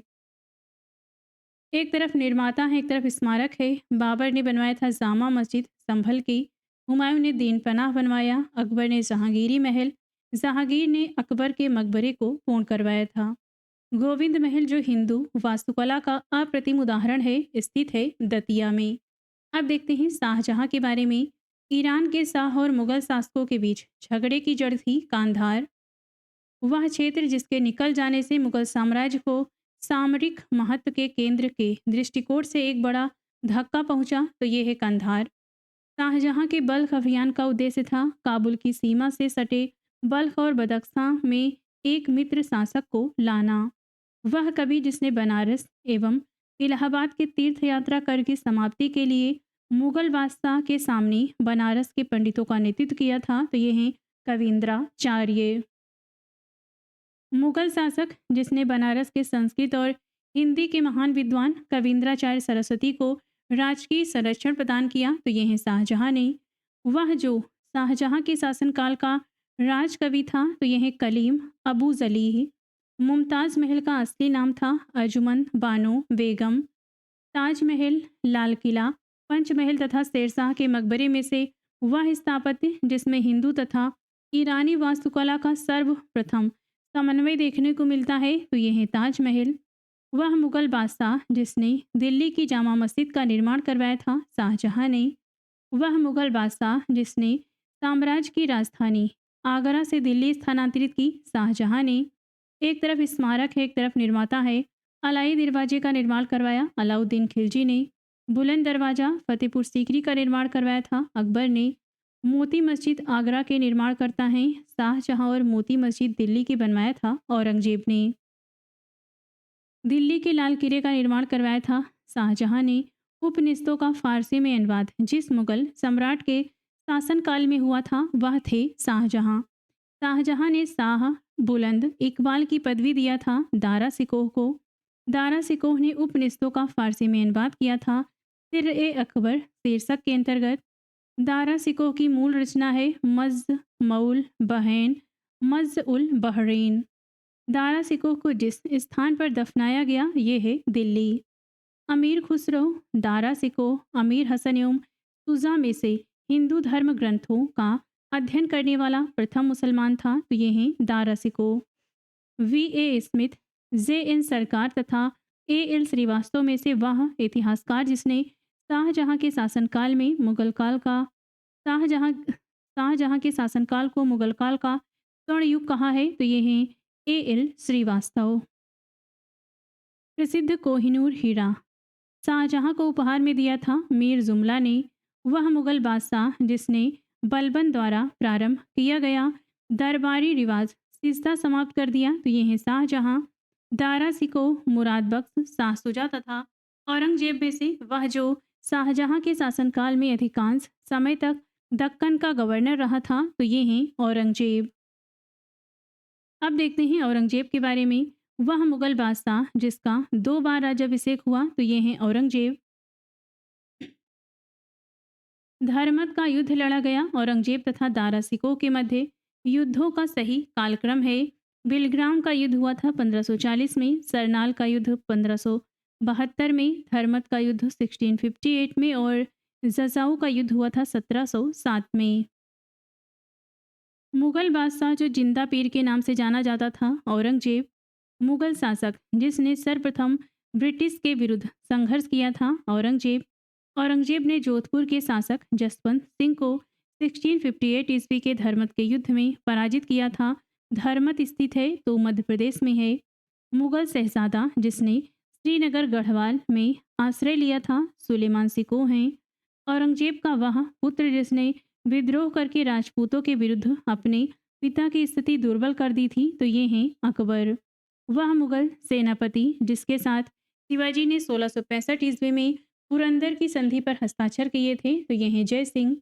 औरंगजेब ने बीजापुर की विजय किया था 1686 ईस्वी में। औरंगजेब ने दक्षिण में जिन 2 राज्यों को विजय किया था वे थे बीजापुर एवं गोलकुंडा। वह बादशाह जिसके अंतर्गत मुगल सेना में सर्वाधिक हिंदू सेनापति थे। तो औरंगजेब के समय 1687 ईस्वी में जब औरंगजेब ने गोलकुंडा किले पर अधिकार किया उस समय गोलकुंडा का शासक था अबुल हसन कुतुब शाह। सम्राट मुगल सम्राट जिसने सर्वाधिक संख्या में हिंदू अधिकारियों की नियुक्ति किया था औरंगजेब ने। जजिया जिसके शासनकाल में पुनः लगाया गया। तो ये हैं औरंगजेब। औरंगजेब द्वारा चलाए गए जिहाद का अर्थ है दारुल इस्लाम। बीबी का मकबरा के निर्माता थे मुगल शहजादा आजम शाह। ये औरंगजेब के शासनकाल में बना। वह मकबरा जो द्वितीय महल कहलाता है यह है राबिया उद दौरानी का मकबरा। जहां आरा, रोशन आरा, गौहर आरा एवं मेहरुन निसा में से वह जो सम्राट औरंगजेब की पुत्री थी। तो यह है मेहरुन निसा। औरंगजेब ने साहिबाद उस जमानी की उपाधि प्रदान किया था। जहां आरा को संत रामदास को संबंधित किया जाता है औरंगजेब के शासनकाल से। अब देखते हैं मुगल कालीन प्रशासन। मुगल प्रशासन के दौरान जिले को जाना जाता था सरकार के नाम से। मुगल काल में सेना का प्रधान था मीर बख्शी। मुगल शासन में मीर बख्शी का कर्तव्य था भू राजस्व अधिकारियों का पर्यवेक्षण करना। सही कथन है मुगल साम्राज्य मूल रूप से एक सैनिक राज्य था। केंद्रीय शासन व्यवस्था के विकास की प्राण शक्ति उसकी सैनिक शक्ति पर निर्भर थी। आहदी वे घुड़सवार सिपाही थे जिन्होंने अपनी सेवाएं एकाकी प्रदान की। किसी सरदार के साथ अपने को संलग्न नहीं किया। सम्राट ही जिनका आसन्न कर्नल होता था। नेक्स्ट है बर्नियर, करेरी, मनुची तथा टेवरनियर में से वह जिसे मुगल सेना में चिकित्सक नियुक्त किया गया था। तो ये है मनुची को। मुगल प्रशासन में मुहत्सिब था। तो ये लोक आचरण अधिकारी थे। मध्यकालीन भारत में मनसबदारी प्रथा खासतौर पर इसलिए चालू की गई ताकि साफ सुथरा प्रशासन लागू हो सके। मुगल मनसबदारी व्यवस्था के सुचारू संचालन के लिए उत्तरदायी होता था मीर बख्शी। मुगल मनसबदारी व्यवस्था की विशेषताएं थी तो जात एवं सवार पद प्रदान किए जाते थे। मनसबदार आनुवंशिक नहीं होते थे। मनसबदारों की 3 श्रेणियां थीं। इनमें 33 वर्ग थे। इन्हें मसरुत अथवा सशर्त पद प्राप्त होते थे। उनका सवार पद जात पद से अधिक नहीं हो सकता था। समस्त कार्यकारी एवं सैन्य अधिकारियों को मनसब प्रदान किए जाते थे। मनसबदारी व्यवस्था राज्य के कुलीन वर्ग से संबंधित थी, जिसे अकबर ने प्रारंभ किया। मनसब पद केवल सेवा काल तक ही रहता था। मनसबदारों का चयन योग्यता के आधार पर होता था। मुगल कालीन भारत में राज्य की आय का प्रमुख स्रोत था भू राजस्व। मुगल प्रशासनिक शब्दावली में माल प्रतिनिधित्व करता है भू राजस्व का। मुगल सम्राट जिसने तंबाकू के प्रयोग पर निषेध लगाया तो यह जहांगीर। मुगल प्रशासन में मदद ए मास इंगित करता है विद्वानों को दी जाने वाली राजस्व मुक्त अनुदत्त भूमि के रूप में। मध्यकालीन भारत के ऐतिहासिक स्रोतों में चकला शब्द प्रयोग हुआ है। ये है सूबा एवं परगना के बीच की क्षेत्रीय इकाई, लेकिन सरकार के समनार्थी नहीं था। ये सुमेलित है, अधिकारी अधिकारी हैं, इस तरफ विहितकार हैं उनके। दीवान ए तन ये जागीर व वेतन को देखते थे। मुस्तारफी यह राज्य की आय व्यय का निरीक्षण करते थे। मुसरिफ ये कार्यालय को संभालने के लिए होते थे। वकिया नवीस ये प्रमुख घटनाओं व फरमानों को सूचीबद्ध करते थे। एक तरफ बादशाह दिए गए हैं, एक तरफ उनके दीवान हैं। अकबर के दीवान थे मुजफ्फर खान। जहांगीर के दीवान थे गियास बेग इत्मादुद्दौला। शाहजहां के थे सादुल्ला खान। औरंगजेब के थे असद खान। सत्य कथन है अकबर ने शेर शाह की तरह राज्य के सिक्कों के प्रचलन को नियमित करने का प्रयास किया। शेर शाह की मुद्रा पद्धति के समान अकबर के समय का ताम्र का प्रमुख सिक्का दाम था। वह जिसने राम सीता की आकृतियों और रामसी देवनागरी लेख से युक्त कुछ सिक्के चलाए तो ये हैं अकबर। मुगल शासन में तांबे का सिक्का कहलाता था दाम। शाहरुख नामक चांदी का सिक्का चलाया था बाबर ने। मुगल काल के दौरान पिछले शासनकाल के दौरान ढाले गए सिक्कों को कहा जाता था खजाना। अकबर के शासनकाल में दक्कन में भू राजस्व वसूली का प्रचलित आधार था हल की संख्या। वह बंदरगाह जो मुगल काल के दौरान बाबुल मक्का का द्वार कहा जाता था तो यह है सूरत बंदरगाह। वह मुगल कालीन नहर जिसका निर्माण फिरोज शाह की रजबवाह को पुनर्जीवित करके किया गया तो यह है सहाब नहर। मध्यकाल में बटाई शब्द का अर्थ था लगान निर्धारण का तरीका। नेक्स्ट देखते हैं मुगल कालीन संगीत एवं चित्रकला के बारे में। मुगल चित्रकला के विषय में सत्य कथन है दृश्य, युद्ध दृश्य, पशु पक्षी और प्राकृतिक दृश्य तथा दरबारी चित्र होते थे। इनके चित्रों में चित्रकला की मुगल शैली को प्रारंभ किया था हुमायूं ने। वह मुगल शासक जिसने सर्वप्रथम चित्रकारी के लिए कारखाने बनवाए तो ये हैं हुमायूं। दस्तान ए अमीर हमजा का चित्रांकन किया गया अब्दुस समद के द्वारा। प्रसिद्ध जहांगीरी चित्रकार थे तो ये हैं अबुल हसन, उस्ताद मंसूर, फारूक वेग, विसनदास, अकार रिजा, मोहम्मद नादिर, मोहम्मद गुराद, मनोहर, माधव तथा गोवर्धन। मुगल चित्रकला ने उन्नति किया था जहांगीर के शासनकाल में। पहाड़ी school, Rajput school, Mughal school और कांगड़ा स्कूल विभिन्न शैलियों को दर्शाते हैं चित्रकला की। यूरोपीय चित्रकारी का प्रवेश हुआ था अकबर के दरबार में। किशनगढ़ शैली जिस कला के लिए प्रसिद्ध है वह है चित्रकला। वह मुगल सम्राट जिसने सचित्र पांडुलिपियों से ध्यान हटाकर चित्राधार एल्बम और वैयक्तिक रूप चित्रों पर अधिक जोर दिया तो यह है जहांगीर। वह एक संगीत वाद्य जिसे बजाने में औरंगजेब की दक्षता थी तो यह है वीणा। प्रातःकाल में गाया जाने वाला राग है तोड़ी। तानसेन, बैजू बावरा और गोपाल नायक जैसे संगीतज्ञों ने स्वामी हरिदास से प्रशिक्षण प्राप्त किया था। स्वामी हरिदास के अनुयायियों ने स्थापित किए थे 5 संगीत अर्चना केंद्र। अकबर के शासनकाल में ध्रुपद गायकों में सम्मिलित थे तानसेन एवं हरिदास। प्रसिद्ध तानसेन का मकबरा स्थित है ग्वालियर में। तानसेन का मूल नाम था रामतनु पांडेय। अकबर से पूर्व तानसेन को संरक्षण देने वाला राजा था भाटा का राजा रामचंद्र सिंह। वह मुगल शासक जिसने लाला कलावंत से हिंदू संगीत की शिक्षा ली थी तो यह है अकबर। संगीत की टप्पा शैली किस मुगल सम्राट के दरबार में परिष्कृत एवं विकसित हुई तो यह है मोहम्मद शाह रंगीला। मुगल कालीन साहित्य देखते हैं। बाबरनामा का अंग्रेजी में अनुवाद किया गया जॉन लेडेन और विलियम रस्किन ने किया था। गुलबदन बेगम पुत्री थी तो ये बाबर की पुत्री थी। वह महिला जिसने मुगल काल में ऐतिहासिक विवरण लिखे तो यह गुलबदन बेगम।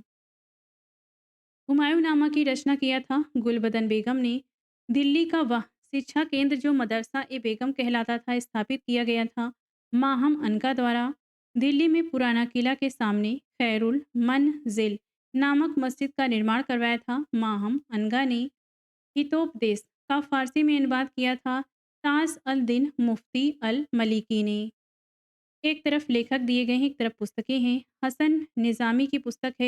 ताजुल मा हसन निज़ामी की पुस्तक है ताजुल मासिर। ख्वांद मीर की है हुमायूंनामा। मिर्ज़ा मोहम्मद काजिम की पुस्तक है आलमगीर नामा। भीमसेन की पुस्तक है नुक्सा ए दिल हुसा। अल अल उतबी की पुस्तक है तारीख़ यामिनी। चंद्रभान ब्राह्मण की पुस्तक है चहार चमन। मु मुअत्तमद खां की है इकबाल नामा जहांगीरी। अब्बास खां सरवानी की पुस्तक है तारीख़ शेरशाही। बाबर की पुस्तक है तुजुक ए बाबरी। निज़ामुद्दीन अहमद की पुस्तक है तबकात ए अकबरी। गुलबदन बेगम की पुस्तक है हुमायूंनामा। निज़ामुद्दीन अहमद की रचना है तो ये है तबकात ए अकबरी या तारीख़ है निज़ामी। ईश्वरदास सागर की रचना है फुतुहात ए आलमगीरी। सुजान राय भंडारी की रचना है खुलासत उत तवारिख। नेक्स्ट है अबुल फजल फैज़ी अब्दुल रहीम खाने खाना एवं अब्दुल कादिर बदायूनी में से वह जिनका हिंदी साहित्य के लिए सबसे महत्वपूर्ण योगदान है तो यह है अब्दुल रहीम खाने खाना। भारत के इतिहास के संदर्भ में अब्दुल हमीद लाहौरी थे। शाहजहां के शासनकाल के राजकीय इतिहासकार थे। शाहजहांनामा के लेखक हैं इनायत खां। अनावर ए सुहाइली नामक ग्रंथ अनुवाद है, ये पंचतंत्र का है। अबुल फजल द्वारा अफगरनामा पूरा किया गया था 7 वर्षों में। आईने अकबरी लिखी गई थी अबुल फजल के द्वारा। मुगल काल में दरबारी तथा अदालती भाषा थी फारसी। मुगलकालीन ग्रंथ मासिर ए आलमगीरी रचना थी साकी मुस्तैक खां की। नस्तालीक है तो एक प्रकार की फारसी लिपि जो मध्यकालीन भारत में प्रयुक्त होती थी। कवि हृदय वह राजा जिसने नागरी दास के नाम से कृष्ण की प्रशंसा में छंद लिखे तो यह राजा सावंत सिंह। महत्वपूर्ण कृतियाँ रामचंद्रिका रतन बावनी एवं रसक प्रिया की रचना किया था केशव ने। मुगल कालीन के अंतर्गत कुछ विविध पॉइंट देखते हैं। एक तरफ शासक हैं, एक तरफ विदेशी यात्री हैं। यहाँ पे जहांगीर के समय आए थे विलियम हॉकिंस, अकबर के समय विलियम फिंच, शाहजहां के समय टेवरनियर और औरंगजेब के समय मनूची आए थे। इनका शासनकाल देख लें तो हॉकिंस आए थे 1608 से 11 के मध्य। थॉमस रो आए थे 1615 से 19 के मध्य। मनूची आए थे 1653 से 1708 के मध्य और रॉल्फ फिंच आए थे, इनका समय है 1583 से 86 ईस्वी के मध्य। नेक्स्ट है वह विदेशी यात्री जिसने भारत के हीरो और हीरो की खदानों की विस्तृत रूप से चर्चा की तो यह जेया बैप्टिस्ट टैवर्नियर। मुस्लिम शासकों का सही कालक्रम है जहांगीर, मोहम्मद शाह, अहमद शाह अब्दाली और बहादुर शाह द्वितीय। यहाँ पर युद्ध और उनका टाइम दिया गया है तो ये देख लेते हैं। चंदेरी का युद्ध हुआ था 1528 में। दौराह का युद्ध 1532 में। चौसा का युद्ध 1539 में। कन्नौज का युद्ध 1540 में। सामूगढ़ का युद्ध 1658 ईस्वी में। तराइन का युद्ध हुआ था 1192 में। औरंगजेब की मृत्यु हुई 1707 में। पानीपत का तृतीय युद्ध हुआ था 1761 में। यहाँ पर 92 दिया गया है। तराइन का द्वितीय युद्ध है ये। नेक्स्ट है विलग्राम का युद्ध हुआ था 1540 में। करनाल का युद्ध हुआ था 1572 में। धर्मत का युद्ध हुआ था 1658 ईस्वी में। जजाऊ का युद्ध हुआ 1707 में। असीरगढ़ का युद्ध हुआ था 1601 ईस्वी में। नेक्स्ट है 4 बाहरी आक्रमणों का व्यवस्थित क्रम है। चंगेज खां आते हैं, इसके बाद तैमूर आते हैं, फिर नादिर शाह, इसके बाद आते हैं अहमद शाह अब्दाली मराठों के समय में। दारा सिकोह को दफनाया गया था दिल्ली में। नादिर शाह द्वारा दिल्ली में कत्ले आम हुआ था 1739 ईस्वी में। हेमचंद्र विक्रमादित्य भारतीय इतिहास में जाने जाते हैं हेमू नाम से। भारतीय गौरव यश का अंतिम सूर्य प्रयुक्त हुआ है पृथ्वीराज के लिए। मध्यकालीन मुगल शब्दावली दी गई है, इस तरफ उनका अर्थ है। दाम का मतलब होता था ताम्र की मुद्रा। देसाई का मतलब है राजस्व अधिकारी। दीवान का मतलब है प्रांतीय राजस्व का प्रमुख। जरीफ का मतलब है भूमि माप प्रणाली। एक तरफ युद्ध दिया गया है, यहाँ पर एक तरफ संबंध है। हल्दी घाटी का युद्ध हुआ था 1576 ईस्वी में। अकबर ने इसमें राणा प्रताप के विरुद्ध लड़ा था इसे। विलग्राम का युद्ध हुआ था हुमायूं और शेरशाह के विरुद्ध। खुसरो का विद्रोह हुआ था जहांगीर के समय। खानवा का युद्ध हुआ था बाबर और राणा सांगा के मध्य। चौसा का युद्ध हुआ था हुमायूं के समय और बल्ख का युद्ध लड़ा था शाहजहां ने। 1556 ईस्वी में अकबर का राज्यारोहण हुआ था। 1600 में ईस्ट इंडिया कंपनी को अधिकार पत्र प्रदान किया गया। 1680 में शिवाजी का देहांत हो गया और 1739 में नादिर शाह का दिल्ली पर कब्जा हुआ था। अता अता अली खां नाम था तो ये है तानसेन का। बाबुल मक्का मक्का द्वार कहा जाता था सूरत को। मुगलों ने नवरोज का त्यौहार लिया था पारसियों से। एक तरफ शब्द हैं, एक तरफ संबंधित वंश हैं। इक्ता शब्द संबंधित है दिल्ली के सुल्तान से, जागीर मुगल से, अमरम विजयनगर से और मोकासा शब्द संबंधित है मराठों से। सही कालक्रम है पद्मनी, दुर्गावती, ताराबाई, अहिल्याबाई। सही कालक्रम है शेख मुबारक की मृत्यु हुई, इसके बाद फैजी की मृत्यु हुई, इसके बाद अबुल फजल की हत्या हुई, इसके बाद दनियाल की मृत्यु हुई थी। भारत के सांस्कृतिक इतिहास के संदर्भ में सत्य कथन दिया गया है, तो ये हम देख लेते हैं, नीचे चला गया ये। भारत के सांस्कृतिक इतिहास के संदर्भ में सत्य कथन है बुलंद दरवाजा के निर्माण में लाल बलुआ पत्थर का प्रयोग किया गया है जिसे सफ़ेद संगमरमर से सजाया गया है। सलीम चिश्ती के मकबरे में सफ़ेद संगमरमर का प्रयोग हुआ है। लखनऊ स्थित बड़ा इमाम बाड़ा तथा रूमी दरवाजे के निर्माण में क्रमशः ईंट चूने तथा चूना प्लास्टर और प्लास्टर ढलाई के साथ लखोरी ईंटों का प्रयोग हुआ है। स्मारकों का सही क्रम है अटाला मस्जिद जौनपुर की, शेरशाह सूरी का मकबरा सासाराम बिहार में है, हुमायूं का मकबरा दिल्ली में है, राबिया दौरानी का मकबरा ये औरंगाबाद में है। तो इनके बनने का क्रम दिया गया है। नेक्स्ट है मुगल काल में जिस मदरसे ने मुस्लिम न्याय शास्त्र की पढ़ाई में विशेषता हासिल की ये स्थित था लखनऊ में। मुगल काल में मौलिम था व्यापारिक जहाज़ों पर बैठने वाला एक कर्मचारी। मध्ययुगीन भारत के संदर्भ में SARAIS शब्द का अर्थ होता है एक स्थान जिसका उद्देश्य भारतीय और विदेशी यात्रियों, तीर्थयात्रियों, व्यापारियों आदि को अस्थायी आवास प्रदान किया जाता है, यानी ये सराय होगा, सराय। नेक्स्ट है भारतीय इतिहास के मध्यकाल में बंजारे सामान्यता थे तो ये व्यापारी होते थे।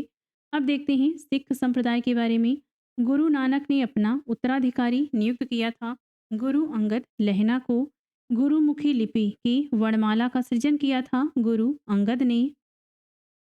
पंजाब में अमृतसर नगर को स्थापित किया था गुरु रामदास ने। वह सिख गुरु जिसे अकबर ने 500 बीघा जमीन दी थी रामदास को। वह सिख गुरु जिसने विद्रोही राजकुमार खुसरो की सहायता धन एवं आशीर्वाद से किया था गुरु अर्जुन देव हैं। आदि ग्रंथ अथवा गुरु ग्रंथ साहिब का संकलन किया था गुरु अर्जुन देव ने। वह सिख गुरु जिनको तत्कालीन शासकों द्वारा मृत्युदंड दिया गया था तो यह गुरु अर्जुन देव एवं गुरु तेग बहादुर। वह सिख गुरु जिसकी मृत्यु के लिए औरंगजेब जिम्मेदार हैं तो यह गुरु तेग बहादुर। हेमकुंड, ताराकुंड तथा ब्रह्मकुंड में से वह स्थान जिस पर एक प्रसिद्ध सिख गुरुद्वारा अवस्थित है यह है हेमकुंड। जिस सिख गुरु का जन्म पटना में हुआ था गोविंद सिंह हैं। वह जिनकी समाधि के कारण नांदेड़ गुरुद्वारा सिखों द्वारा पवित्र माना जाता है तो यह गुरु गोविंद सिंह की। गुरु गोविंद सिंह की महानता निहित है इसमें कि उन्होंने सिखों की सैनिक व्यवस्था का गठन किया था। वह सिख गुरु जिसने 1699 ईस्वी में खालसा पंथ की स्थापना किया तो यह गुरु गोविंद सिंह सिखों के अंतिम गुरु थे गुरु गोविंद सिंह। बंदा बहादुर का मूल नाम था लच्छन देव लक्ष्मण देव। सिख संप्रदाय के अंतिम शासक थे दलीप सिंह। मराठा राज्य और संघ के बारे में देखते हैं।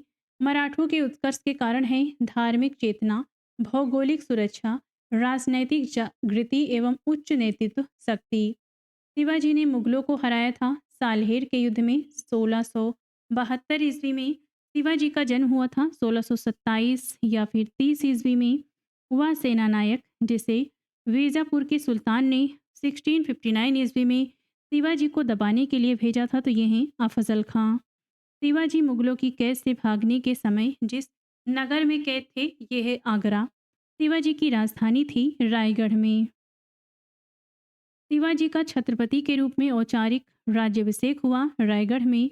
शिवाजी के गुरु का नाम था रामदास। शिवाजी से संबंधित घटनाओं का सही कालक्रम है चाकन के किले पर विजय, मुगलों से मतभेद का प्रारंभ, अफजल खां का प्रकरण, सूरत पर आक्रमण तथा लूटना। अष्टप्रधान का गठन किया था शिवाजी ने। शिवाजी के अष्टप्रधान में सम्मिलित अधिकारी थे पेशवा, अमात्य या मजूम आदार, वकियान निवेश, सुरुनवीस, सचिव, सुमंत या दबीर, सेनापति या सर ए नौबत, पंडित राव और न्यायाधीश। अष्टप्रधान नाम की मंत्रिपरिषद थी मराठा प्रशासन में। शिवाजी के समय सरनोबात का पद संबद्ध था सैन्य प्रशासन से। शिवाजी के अष्टप्रधान का जो सदस्य विदेशी मामलों की देखरेख करता था, ये थे सुमंत। छत्रपति शिवाजी के राज्य में प्रचलित रजत मुद्रा थी रुपया, लारी एवं टका। संभाजी के बाद मराठा शासन को सरल और कारगर बनाया बालाजी विश्वनाथ ने। पेशवाओं के शासन का सही क्रम है बालाजी विश्वनाथ, बाजीराव प्रथम, बालाजी बाजीराव, माधवराव, नारायण राव और रघुनाथ राव। निम्नलिखित पेशवाओं के शासनकाल को कालक्रमानुसार व्यवस्थित करिए। बालाजी विश्वनाथ, बाजीराव प्रथम, बाजीराव द्वितीय, नारायण राव और माधवराव में से कालक्रम होगा तो पहला, दूसरा, इसके बाद ये माधवराव आएंगे, फिर नारायण राव आएंगे। तो ये आप यहाँ देख सकते हैं। पेशवाओं का आरोही क्रम है बालाजी विश्वनाथ, बालाजी बाजीराव, नारायण राव, रघुनाथ राव, राघोबा। सही क्रम है संभाजी, राजाराम, शिवाजी द्वितीय, छत्रपति, साहूजी। नेक्स्ट है मराठा साम्राज्य पेशवा की अध्यक्षता में एक परिसंघ बन गया था 1750 ईस्वी में। साहू के उत्तराधिकारी निर्भर थे पेशवा की इच्छा पर। मुगल साम्राज्य के पतन के बाद सबसे शक्तिशाली देशशक्ति के रूप में उभरे थे मराठे। औरंगजेब की मृत्यु के समय मराठा नेतृत्व हाथों में था ताराबाई के। सरमजामी प्रथा संबंधी थी मराठा भू राजस्व प्रथा से। वह मराठा पेशवा जिसके समय में मराठा राजा नाचीज हो गया और पेशवा वास्तविक शासक बना, तो यह बालाजी बाजीराव। सुरक्षा के लिए मराठों के राजस्व के दावों को जाना जाता है चौथ नाम से। एक इतिहासकार ने पानीपत की तीसरी लड़ाई को स्वयं देखा, वह थे काशीराज पंडित। अहमद शाह अब्दाली के भारत पर आक्रमण और पानीपत की तीसरी लड़ाई लड़ने के तत्कालिक कारण थे। वह मराठों द्वारा लाहौर से अपने वायसराय तैमूर शाह के निष्कासन का बदला लेना चाहता था। पानीपत के तीसरे युद्ध में मराठों को हराया था अफगानों ने। पानीपत का तीसरा युद्ध लड़ा गया था 14 जनवरी 1761 को मराठा तथा अहमद शाह अब्दाली के मध्य। वह रुहेला सरदार जो अहमद शाह अब्दाली का विश्वास पात्र था, तो यह नजीफ खान। मोडी लिपि का प्रयोग किया गया था मराठों के विलेखों में। अब देखते हैं मुगल साम्राज्य के विघटन के बारे में। मुगल काल में राजा बनने वाले थे, तो ये हैं हुसैन अली और अब्दुल्ला। औरंगजेब की 1700 ईस्वी में मृत्यु होने के बाद सत्ता संभाली थी बहादुर शाह प्रथम ने। मुगल सम्राट जहांदार शाह के शासन के समय के पूर्व का अंत मुगल सम्राट जहांदार शाह के शासन के समय से पूर्व अंत का कारण था। एक युद्ध में वे अपने भतीजे द्वारा पराजित हुए थे। वह मुगल सम्राट जिसने और अंग्रेजों को बंगाल में शुल्क मुक्त व्यापार की सुविधा प्रदान किया था फर्रुखसियर हैं। मयूर सिंहासन पर बैठने वाला अंतिम मुगल सम्राट था मोहम्मद शाह। नादिर शाह के आक्रमण के समय मुगल शासक था मोहम्मद शाह। नादिर शाह ने भारत पर आक्रमण किया था 1739 ईस्वी में। वह शासक जिसके शासन में हिजड़ों तथा महिलाओं के एक वर्ग का प्रभुत्व था, तो यह है मोहम्मद शाह। वह मुगल बादशाह जो रंगीला के नाम से जाना जाता है, मोहम्मद शाह रंगीला।